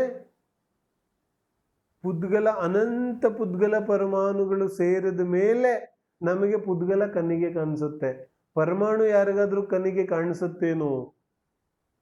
ಆದ್ರೆ ಪರಮಾಣು ವಾಸ್ತವಿಕವಾಗಿ ಶುದ್ಧ ಪುದ್ಗಲ ದ್ರವ್ಯ ಇದೆ. ಶುದ್ಧ ಪುದ್ಗಲ ದ್ರವ್ಯ ಯಾವುದು? ಪರಮಾಣು. ಯಾವುದು ಪರಮಾಣು ಇದೆ ಅದು ಶುದ್ಧ ಪುದ್ಗಲ ದ್ರವ್ಯ ಇದೆ. ಮತ್ತೆ ಇದು ಕಣ್ಣಿಗೆ ಕಾಣಿಸ್ತಾ ಇರೋದೆಲ್ಲ ಏನಿದೆ? ಇದೆಲ್ಲ ಅಶುದ್ಧ ಪುದ್ಗಲ ಇದೆ. ಅಶುದ್ಧ ಯಾಕಿದೆ? ಅನಂತ ಪರಮಾಣುಗಳು ಸೇರಿ ಒಂದು ಸ್ಕಂದ ಆಗಿದೆ. ಏನ ಅನಂತ ಪರಮಾಣುಗಳು ಸೇರಿದ ಮೇಲೆ ಒಂದು ಸ್ಕಂದ ಆಗಿರೋದ್ರಿಂದ ಇದು ವಾಸ್ತವಿಕವಾಗಿ ಅಶುದ್ಧ ಪುದ್ಗಲ ಇದೆ. ಮತ್ತೇನ್ ಹೇಳ್ತಾರೆ? ಪೂರಣ ಗಲನ ನಿರಂತರವಾಗಿ ನಡೆಯುತ್ತೆ. ನಮಗೆ ಯಾವುದು? ಉದಾಹರಣೆಗೆ ನಮ್ಮ ಶರೀರ ಇದೆ. ನಮ್ಮ ಶರೀರದಲ್ಲಿ ಸ್ಪರ್ಶ, ರಸಗಂಧ, ವರ್ಣ ಎಲ್ಲ ಇದೆ. ಏನ ಇದರಲ್ಲೇನು ಸಂದೇಹ ಇಲ್ಲ. ಮತ್ತು ಈ ಶರೀರದಲ್ಲಿ ನಿರಂತರವಾಗಿ ಪೂರಣ ಗಲನ ನಿರಂತರ ಆಗ್ತಾ ಇದೆ. ನಾವು ಹೇಳ್ತೀವಲ್ಲ, ಬಾಲಕ ಇದ್ದಾನೆ, ನವಜಾತ ಶಿಶುವಿನಿಂದ ಅವನು 5 ಫುಟ್ 6 ಫುಟ್ 6.5 ಫುಟ್ 7 ಫುಟ್ ತನಕ ಬೆಳೀತಾನೆ. ಈ ಬೆಳವಣಿಗೆಯನ್ನ ಯಾರು ಮಾಡಿದ್ರು? ಏನ್ ಹೇಳುದು? ಆ ಕಡೆ ಒಬ್ಬ ಈ ಕಡೆ ಒಬ್ಬ ಹಿಡ್ಕೊಂಡು ಎಳಿತಾ ಇದ್ರೆ ಹೈಟು ಹೆಂಗೆ ಹೈಟ್ ಜಾಸ್ತಿ ಆಯ್ತು? ಹೇಗೆ ಹೈಟ್ ಜಾಸ್ತಿ ಆಯ್ತು? ಅಚ್ಚಾ, ಯಾವಾಗ ಹೈಟ್ ಜಾಸ್ತಿ ಆಯ್ತು? ಯಾವ ಸಮಯದಲ್ಲಿ ಆಯ್ತು? ಪಿಕ್ಚರ್ದಲ್ಲಿ ತೋರಿಸ್ತಾರಲ್ಲ, ಈಗ 2 ಹೆಜ್ಜೆ ಇಟ್ಟ, 3ನೇ ಹೆಜ್ಜೆ ಇಟ್ಟ ತಕ್ಷಣ ಹಾಂಗೆ ಯಾವ್ದಾದ್ರು ಸಮಯದಲ್ಲಿ ಹೈಟ್ ಜಾಸ್ತಿ ಆಯ್ತೇನೋ, ऐसा कुछ हुआ? तो ऐसा तो कुछ नहीं हुआ, तो फिर क्या हो रहा है? तो कहते हैं प्रति समय, है ना, ಪ್ರತಿಯೊಂದು ಸಮಯ ಅನಂತ ಪುದ್ಗಲ ಪರಮಾಣುಗಳ ಪೂರೈಕೆ, ಅನಂತ ಪುದ್ಗಲ ಪರಮಾಣುಗಳ ನಿವೃತ್ತಿ ಪ್ರತಿ ಸಮಯ ಆಗುತ್ತಾ ಇದೆ ನಮ್ಮ ಶರೀರದಲ್ಲಿ. ಆಶ್ಚರ್ಯ ಆಗುತ್ತೆ ನಮಗೆ. ಆದ್ರೆ ವಿಚಾರ ಮಾಡಿ ನೋಡೋದು, ಪ್ರತಿ ಸಮಯ ಒಂದು ಸಮಯನೂ ಬಿಡದೆ ಹೋಗೋದಿಲ್ಲ. ಪ್ರತಿ ಸಮಯ ಅನಂತ ಪರಮಾಣುಗಳ ಬಂಧ ಮತ್ತು ಅನಂತ ಪರಮಾಣುಗಳ ವಿಚ್ಛುತ್ತಿ ನಮ್ಮ ಶರೀರದಲ್ಲಿ ನಡೀತಾ ಇದೆ. ಹಾಗಾದ್ರೆ ನಿರಂತರ ನಡೀತಾ ಇದೆ. ಹಾಗಾಗಿ ನಿರಂತರವಾಗಿ ನಡೀತಾ ಇರೋದ್ರಿಂದ ನಿರಂತರವಾಗಿ ಶರೀರ ಬೆಳೀತಾ ಇದೆ. ಅಥವಾ ಕ್ಷೀಣ ಆಗುತ್ತಾ ಇದೆ, ವೃದ್ಧಾವಸ್ಥೆ ಬಂತು. ಹಾಗಾದ್ರೆ ಯಾವಾಗ ಬಂತು? ಈ ಪ್ರತಿ ಸಮಯ ಕ್ಷೀಣ ಆಗುತ್ತಾ ಇದೆ. ಹಾಗಾದ್ರೆ ಯಾವ ಪುದ್ಗಲ ಪರಮಾಣುಗಳಿದೆ ಅದು ಪ್ರತಿ ಸಮಯ ಅನಂತ ಪುದ್ಗಲ ಪರಮಾಣುಗಳು ಶರೀರದಲ್ಲಿ ಬಂದು ಅಂಟ್ಕೋತಾ ಇದೆ, ಮತ್ತು ಅನಂತ ಪುದ್ಗಲ ಪರಮಾಣುಗಳು ಶರೀರವನ್ನ ಬಿಟ್ಟು ಹೋಗುತ್ತಾ ಇದೆ. ಅರ್ಥ ಆಗತ್ತೆ? ನಾವು ಹೇಳ್ತೇವೆ 20 ವರ್ಷದಿಂದ, 30 ವರ್ಷದಿಂದ ನಾನು ಯಾವಾಗ್ಲೂ ಇಷ್ಟೇ ವೇಟು ಮೇಂಟೈನ್ ಮಾಡ್ಕೊಂಡ್ ಬರ್ತಾ ಇದ್ದೀನಿ, ಒಂದು ಸ್ವಲ್ಪನೂ ಹೆಚ್ಚು ಕಡಿಮೆ ಆಗೋದಿಲ್ಲ, ನಾನು ಹಿಂಗೆ ಮೇಂಟೈನ್ ಮಾಡ್ಕೊಂಡ್ ಬರ್ತಾ ಇದ್ದೀನಿ ಅಂತ ಹೇಳ್ತೇವೆ. ಆದ್ರೆ ವೇಟ್ ಯಾರು ಮೇಂಟೈನ್ ಮಾಡ್ತಾರೆ? ಪುದ್ಗಲ ಪರಮಾಣುಗಳು. ಯಾವಾಗ ಬಂಧ ಆಗುವಂತಹ, ಶರೀರದ ಹತ್ರ ಬಂದು ಅಂಟ್ಕೊಳ್ಳುವಂತಹ ಪರಮಾಣುಗಳು ಜಾಸ್ತಿ ಇದೆ, ಮತ್ತು ಬಿಟ್ಟು ಹೋಗುವಂತಹ ಪರಮಾಣುಗಳ ಪ್ರಮಾಣ ಕಡಿಮೆ ಇದೆ, ಅವಾಗ ವೇಟ್ ಜಾಸ್ತಿ ಆಗುತ್ತೆ. ಏನಿಲ್ಲ, ಸ್ಥೂಲವಾಗಿ ಅರ್ಥ ಮಾಡ್ಕೋಬೇಕು ನಾವು. ಮತ್ತು ಯಾವಾಗ ಬಿಟ್ಟು ಹೋಗುವಂತಹ ಪರಮಾಣುಗಳು ಜಾಸ್ತಿ ಇದೆ ಮತ್ತು ಬಂದು ಅಂಟ್ಕೊಳ್ಳುವಂತಹ ಪರಮಾಣುಗಳ ಸ್ಥಿತಿ ಕಡಿಮೆ ಇದೆ, ಅವಾಗ ಏನಾಗುತ್ತೆ? ವೇಟ್ ಲಾಸ್ ಆಗುತ್ತೆ. ಏನ? ಹೀಗೆ ಪ್ರತಿ ಸಮಯ ಅನಂತಾನಂತ ಪರಮಾಣುಗಳ ಬಂಧ ವಿಚ್ಛುತ್ತಿ ನಡೀತಾನೆ ಇದೆ. ಕೇವಲ ಶರೀರದಲ್ಲ, ಪ್ರತಿಯೊಂದು ಸ್ಕಂದದಲ್ಲಿ ಪ್ರತಿ ಸಮಯ ನಡೀತಾ ಇದೆ. ಒಂದು ಹೊಸ ವಸ್ತು ಹಳೇದು ಯಾವಾಗುತ್ತೆ? ಪ್ರತಿ ಸಮಯ. ಹಾಗಾದ್ರೆ ಪ್ರತಿ ಸಮಯ ಅದರಲ್ಲಿ ಅನಂತಾನಂತ ಪರಮಾಣುಗಳ ಬಂಧ ವಿಚ್ಛುತ್ತಿ ನಡೀತಾನೆ ಇದೆ. ಹಾಗಾದ್ರೆ ನಮ್ಮ ಯಾವ ಇಂದ್ರಿಯಗಳಿದೆ, ನಮ್ಮ ಯಾವ ಶರೀರ ಇದೆ, ಅದು ಯಾವ ರೀತಿಯಾಗಿ ಅದರ ಅವಸ್ಥಿತಿ ಇದೆ, ಅದಕ್ಕೆ ಕಾರಣ ಯಾರು? ಅನಂತ ಪುದ್ಗಲ ಪರಮಾಣುಗಳು. ಯಾವುಗಳು ನಿರಂತರವಾಗಿ ಕರ್ಮದ ನಿಮಿತ್ತಕ್ಕೆ ಅನುಸಾರವಾಗಿ ಬಂದಾಗುತ್ತವೆ, ವಿಚ್ಛುತ್ತಿಯಾಗಿ ಹೋಗುತ್ತಾ ಇರ್ತವೆ. ಆದರೆ ಪರಮಾಣುಗಳ ಕಣ್ಣಿಗೆ ಕಾಣಿಸುತ್ತೇನೋ? ಈ ಸ್ಥೂಲ ಪರಮಾಣುಗಳು ಕಣ್ಣಿಗೆ ಕಾಣಿಸೋದಿಲ್ಲ. ಹಾಗಾದ್ರೆ ಕಣ್ಣಿಗೆ ಕಾಣಿಸೋದಿಲ್ಲ ಅಂತ ಅವು ಇವೆಯೋ ಇಲ್ವೋ? ಈ ಖಂಡಿತವಾಗಿಯೂ ಇವೆ. ಈಗ ವಿಜ್ಞಾನ ಯಾವುದನ್ನ ಪರಮಾಣು ಅಂತ ಕರೆಯುತ್ತೆ, ವಾಸ್ತವಿಕವಾಗಿ ಅದು ಕೂಡ ಸ್ಕಂಧನೇ ಇದೆ, ಅದು ಪರಮಾಣು ಇಲ್ಲ. ಮೊದಲು ಪರಮಾಣು ಅಂತ ಹೇಳಿದ್ರು, ಅದಾದ್ಮೇಲೆ ಅದನ್ನ ಮತ್ತೆ 2 ಭಾಗ ಮಾಡಿದ್ರು, ಮತ್ತೆ ಎಲೆಕ್ಟ್ರಾನ್ ಪ್ರೋಟಾನ್ ಮಾಡಿದ್ರು, ಏನೇನೋ ಮಾಡಿದ್ರು. ಆದ್ರೂ ಕೂಡ ವಿಜ್ಞಾನದ ಪ್ರಯತ್ನ ಪ್ರಶಂಸನೀಯ ಇದೆ. ಆದ್ರೂ ಕೂಡ ಯಾವುದಕ್ಕೆ ವಿಜ್ಞಾನ ಇವತ್ತು ಪರಮಾಣು ಅಂತ ಹೇಳುತ್ತೆ, ವಾಸ್ತವಿಕವಾಗಿ ಅದು ಸ್ಕಂಧ ಇದೆ. ಈ ಸ್ಕಂದದ ಅನಂತ ಭಾಗ ಮಾಡಬೇಕಾಗತ್ತೆ. ಏನಂತ? ಒಂದು ಸೂಜಿ ಇದೆಯಲ್ಲ, ಸೂಜಿಯ ತುದಿ, ಸೂಜಿ ನೀಡಲ್, ಆ ಸೂಜಿಯ ಯಾವ ತುದಿ ಇದೆ, ಆ ತುದಿಯ ಮೇಲೆ ಎಷ್ಟು ಪರಮಾಣುಗಳು ಬರುತ್ತೆ ಹೇಳ್ತಾರೆ? ಆ ತುದಿಯ ಮೇಲೆ ಅನಂತಾನಂತ ಪರಮಾಣುಗಳು ಬರುತ್ತೆ ಹೇಳ್ತಾರೆ. ಪುದ್ಗಲದ ಶಕ್ತಿ ಬಗ್ಗೆ ವಿಚಾರ ಮಾಡ್ತಿದೀವಿ ನಾವು. ಆ ಒಂದು ಸೂಜಿಯ ತುದಿ ಏನಿದೆ, ಆ ಸೂಜಿಯ ತುದಿ ಮೇಲೆ ಅನಂತಾನಂತ ಪರಮಾಣುಗಳು ಬರುತ್ತೆ. ಹಾಗಾದ್ರೆ ಎಷ್ಟು ಅದರ ಸಂಕೋಚ ವಿಸ್ತಾರದ ಶಕ್ತಿ ಇರ್ಬೋದು? ಬಹಳ ದೊಡ್ಡ ಶಕ್ತಿ ಇದೆ ಪುದ್ಗಲದ್ದು ಕೂಡ, ಸಾಮಾನ್ಯ ವಿಚಾರ ಇಲ್ಲ. ಆದ್ರೆ ಈ ವಿಚಾರವನ್ನ ತಿಳಿದೇ ಇದ್ರೆ ನಮಗೆ ಬಹಳ ಆಶ್ಚರ್ಯ ಆಗುತ್ತೆ. ಈ ವಸ್ತು ಹಾಗಿದೆ, ಆ ವಸ್ತು ಹೀಗಿದೆ, ಅಲ್ಲಿ ಹಿಂಗಿದೆ, ಇಲ್ಲಿ ಹಿಂಗಿದೆ. ಇದೆಲ್ಲ ಪುದ್ಗಲದ ವಿಶೇಷತೆ ಇದೆ, ಇದರಲ್ಲೇನು ಆಶ್ಚರ್ಯದ ವಿಚಾರ ಇಲ್ಲ. ಪುದ್ಗಲದಲ್ಲಿ ಈ ಥರ ಶಕ್ತಿ ಇದೆ, ಹಾಗಾಗಿ ಆ ಥರ ನಡೆಯುತ್ತೆ.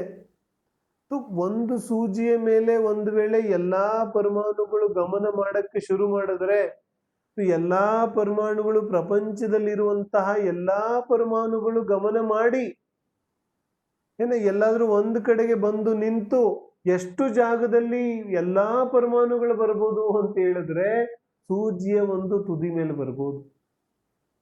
ಏನ್ ಹೇಳ್ತಿದ್ದಾರೆ? ಇಡೀ ಪ್ರಪಂಚದ ಎಲ್ಲಾ ಪರಮಾಣುಗಳು ಸೂಜಿಯ ಒಂದು ತುದಿ ಮೇಲೆ ಬರ್ಬೋದು. ಇಷ್ಟು ಸಂಕೋಚದ ಶಕ್ತಿ ಪರಮಾಣುಗಳಲ್ಲಿದೆ. ಹಾಗಾದ್ರೆ ಎಂಥ ಶಕ್ತಿ ಇರ್ಬೋದು ಪರಮಾಣುಗಳಲ್ಲಿ? ಆದ್ರೆ ಆ ಶಕ್ತಿಯನ್ನ ನಾನು ನೋಡ್ದೇನೆ ಪುದ್ಗಲದ ಮೇಲೆ ಮೋಹಿತ ಆಗ್ತಾ ಇರ್ತೇನೆ. ಇದರಲ್ಲಿ ಮೋಹಿತನಾಗೋದೇನಿದೆ? ಈ ಶಕ್ತಿ ಅನಾದಿ ಕಾಲದಿಂದ ಪುದ್ಗಲದಲ್ಲಿದೆ, ಅದರ ಲಕ್ಷಣನೇ ಆಗಿದೆ. ನಾವು ಮೊದಲು ಕಂಪ್ಯೂಟರ್ಗಳನ್ನ ನೋಡಿದ್ನಲ್ಲ, ಮೊದಲು ಇನ್ವೆಂಟ್ ಆದಾಗ ಕಂಪ್ಯೂಟರ್ ಎಷ್ಟು ದೊಡ್ಡದಿತ್ತು? अपन सबको पता है ना, एक रूम पूरा भर जाता था. ಒಂದು ಕಂಪ್ಯೂಟರ್ ಎಷ್ಟು ದೊಡ್ಡದಿತ್ತು? ಇಡೀ ಒಂದು ರೂಮ್ ತುಂಬಿ ಬಿಡ್ತಿತ್ತು, ಅಷ್ಟು ದೊಡ್ಡ ಒಂದು ಕಂಪ್ಯೂಟರ್ ಇತ್ತು. ಮತ್ತು ಕಡಿಮೆ ಆಗುತ್ತಾ ಆಗುತ್ತಾ ಆಗುತ್ತಾ ಆಗುತ್ತಾ ಎಷ್ಟಾಗಿದೆ ಈಗ? 4 ಇಂಚ್ 5 ಇಂಚಿಗೆ ಬಂದು ನಿಂತಿದೆ. ಏನ ಮೊಬೈಲ್ ಕಂಪ್ಯೂಟರ್ ತೋ ಅವ್ರಿಗೆ 4 ಇಂಚ್ 5 ಇಂಚಿಗೆ ಬಂದು ನಿಂತೋಗಿದೆ. ವಿಚಾರ ಮಾಡಕ್ಕಾಗುತ್ತೇನೋ ನಮಗೆ? ಎಲ್ಲಿ ಒಂದು ರೂಮು ಒಂದು ರೂಮದಲ್ಲಿ ಹಿಡಿಸಲಾದಷ್ಟು ದೊಡ್ಡದು ಒಂದು ಕಂಪ್ಯೂಟರು, ಮತ್ತು ಇವಾಗ ಅಂಗೈಯಲ್ಲಿ ಹಿಡಿಸ್ತಾ ಇದೆ. ಹಾಗಾದ್ರೆ ಏನಾಗೋಯ್ತು? ಅದಕ್ಕಿಂತ ಜಾಸ್ತಿ ಶಕ್ತಿ ಇದೆ ಇದರಲ್ಲಿ. ಹಾಗಾದ್ರೆ ಏನಾಯ್ತು? ಈ ಪುದ್ಗಲದ ಸೂಕ್ಷ್ಮ ಮತ್ತು ಸ್ಥೂಲ ರೂಪವಾಗಿ ನಾವು ಯಾವುದಕ್ಕೆ ಕಂಪ್ರೆಸ್ ಅಂತ ಕರಿತೇವೆ, ಆ ಶಕ್ತಿ ಇದೆ ಪುದ್ಗಲದಲ್ಲಿ. ಅದಕ್ಕೆ ನಾವು ಪೂರಯತಿ ಗಲಯತಿ ನಿರಂತರವಾಗಿ ನಡೀತಾ ಇದೆ. ಹಾಗಾದ್ರೆ ಆ ರೀತಿಯಾದ ಯಾವ ಕಂಪ್ರೆಸ್ ಆಗುವಂತಹ ಶಕ್ತಿ ಇದೆ ಅದು ಪುದ್ಗಲ ದ್ರವ್ಯದಲ್ಲಿ ಸದಾ ಕಾಲ ವಿದ್ಯಮಾನ ಇದೆ. ಆದ್ರೆ ನಮ್ಮ ಗಮನಕ್ಕೆ ಎಷ್ಟು ಬರುತ್ತೆ ಅಷ್ಟನ್ನ ನಾವು ಹೂ ಅಂತೀವಿ, ಮತ್ತೆ ಎಷ್ಟು ಗಮನಕ್ಕೆ ಬರೋದಿಲ್ಲ ಅದನ್ನೇನನ್ನೋದು. ಇವಾಗೇನೋ ಅಲ್ಪ ಸ್ವಲ್ಪ ವಿಜ್ಞಾನ ಆಧುನಿಕೀಕರಣದಲ್ಲಿ ನಮಗೆ ಸ್ವಲ್ಪ ಎಕ್ಸಾಂಪಲ್ಗಳು ಸಿಗ್ತಾ ಇದೆ. ಕಂಪ್ಯೂಟರ್ದು ಒಂದು ಒಳ್ಳೆ ದೊಡ್ಡ ಎಕ್ಸಾಂಪಲ್ ಇದೆ. ಬಟ್ ಹಿಂದಿನ ಕಾಲದಲ್ಲಿ ಹೆಂಗೆ ಅರ್ಥ ಮಾಡ್ಕೊಳ್ಳೋದು? ನಾನು ವಿಚಾರ ಹೇಳಿದ್ದೆ ಒಂದು ಸಲಿ, ಐ ಥಿಂಕ್ ಸಮಯ ಸಾರದ ಸ್ವಾಧ್ಯಾಯದಲ್ಲಿ ಅಥವಾ ವಿಚಾರ ಹೇಳಿದ್ದೆ ನಾನು. ಹಿಂದಿನ ಕಾಲದಲ್ಲಿ ಹೆಂಗೆ ಅರ್ಥ ಮಾಡ್ಕೊಳ್ಳೋದು? ಅವಾಗ ಇನ್ನೂ ಕಷ್ಟ ಇತ್ತು. ಆದ್ರೂ ಆಚಾರ್ಯರುಗಳು ಉದಾಹರಣೆ ಕೊಟ್ಟರು. ಶ್ಲೋಕ ವಾರ್ತಿಕದಲ್ಲೆಲ್ಲ ಉದಾಹರಣೆ ಏನು ಕೊಡ್ತಾರೆ? ಉದಾಹರಣೆ ಹೇಳ್ತಾರೆ, ಸುಗಂಧ ದ್ರವ್ಯ ಸುಗಂಧ ದ್ರವ್ಯ ಇದೆ.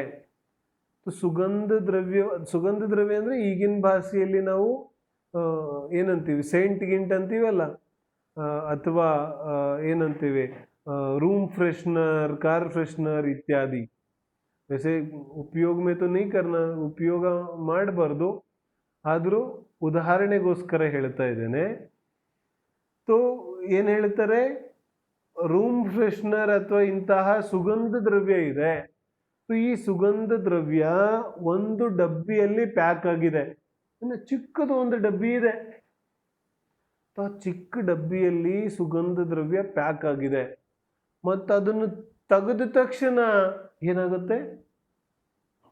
ಕಾರ್ ತುಂಬೆಲ್ಲ, ಮನೆ ತುಂಬೆಲ್ಲ, ರೂಮ್ ತುಂಬ ಎಲ್ಲ. ಏನು ಹೇಳ್ತಾ ಇದ್ದಾರೆ? ಅದೆಷ್ಟಿತ್ತು? ಒಂದು ಡಬ್ಬಿಯಲ್ಲಿ, ಒಂಚೂರು ಚಿಕ್ಕ ಡಬ್ಬಿಯಲ್ಲಿ ಪ್ಯಾಕ್ ಆಗಿತ್ತು. ಮತ್ತೀಗ ಎಲ್ಲಿ ಹೋದ್ರೂ ಸುಗಂಧ ಬರ್ತಾ ಇದೆ ಮನೆಯಲ್ಲಿ. ಹಾಗಾದ್ರೆ ಎಲ್ಲಿಂದ ಬರ್ತಾ ಇದೆ? ವಿಸ್ತಾರ ಆಯ್ತಲ್ಲ. ಆದ್ರೆ ಆ ವಿಸ್ತಾರ ನನಗೆ ಕಣ್ಣಿಗೆ ಕಾಣಿಸ್ತಾ ಇದೆಯೇನೋ? ಕಣ್ಣಿಗೆ ಕಾಣಿಸ್ತಾ ಇಲ್ಲ. ಹಾಗಾದ್ರೆ ಇದೆಯೋ ಇಲ್ವೋ? ಇವನಿಗೆ ಗಂಧ ಬರ್ತಾ ಇದೆ, ಹಾಗಾಗಿ ಇದೆ ಅಂತಾನೆ. ಏನೂ ಅನುಭವಕ್ಕೆ ಬರ್ದೇ ಹೋದ್ರೆ ಇಲ್ಲ ಅಂತ ಹೇಳ್ತಾನೆ. ಆದರೆ ಪುದ್ಗಲದಲ್ಲಂತೂ ಈ ರೀತಿಯಾದ ಗುಣ ಇದೆ. ಮತ್ತು ಎಲ್ಲಿ ಒಂದು ಗುಣ ಇದೆ ಅಲ್ಲಿ ಉಳಿದ ಎಲ್ಲ ಗುಣಗಳು ಕೂಡ ಇದ್ದೇ ಇರುತ್ತೆ ಏನ. ಹಾಗಾಗಿ 5 ಇಂದ್ರಿಯಗಳಿಂದ ಯಾವುದು ಗ್ರಹಣೆ ಆಗುತ್ತೆ ಅದಕ್ಕೆ ನಾವು ಪುದ್ಗಲ ಅಂತ ಕರಿತೇವೆ. ಹಾಗಾಗಿ 5 ಇಂದ್ರಿಯಗಳಿಂದ ಏನೇ ಗ್ರಹಣೆ ಆದ್ರೂ ಅದು ಅಜೀವನ ಇದೆ. ಇಂದ್ರಿಯಗಳಿಂದ ಜೀವ ಗ್ರಹಣೆ ಆಗ್ಲಿಕ್ಕೆ ಸಾಧ್ಯ ಇಲ್ಲ. ಇಂದ್ರಿಯಗಳಿಂದ ಅಜೀವ ಮಾತ್ರ ಗ್ರಹಣೆ ಆಗುತ್ತೆ. ಅದಕ್ಕೆ ನಾವು ಸ್ಪರ್ಶ ರಸಗಂಧ ವರ್ಣವಂತಹ ಪುದ್ಗಲಾಹ, ರೂಪಿಣಃ ಪುದ್ಗಲಾಹ, ಮತ್ತೆ ಪೂರಯತಿ ಗಲಯತಿ ಇತಿ ಪುದ್ಗಲಾಹ ಅನ್ನೋ 3 ಪರಿಭಾಷೆಗಳಿಂದ ತಿಳಿದಿದ್ದೇವೆ. ಇದರ ಸೂಕ್ಷ್ಮ ಮತ್ತು ವಿಸ್ತಾರ ವಿಚಾರವನ್ನ ಇನ್ನಷ್ಟು ವಿಸ್ತಾರವಾಗಿ ತಿಳಿಯೋ ಅವಶ್ಯಕತೆ ಇದೆ. ಅದನ್ನು ನಾವು ಮುಂದುವರೆದು ನಾಳಿನ ಸ್ವಾಧ್ಯಾಯದಲ್ಲಿ ಚರ್ಚೆ ಮಾಡೋದಿದೆ. ಇವತ್ತಿನ ಸಮಯ ಮುಗಿದಿದೆ.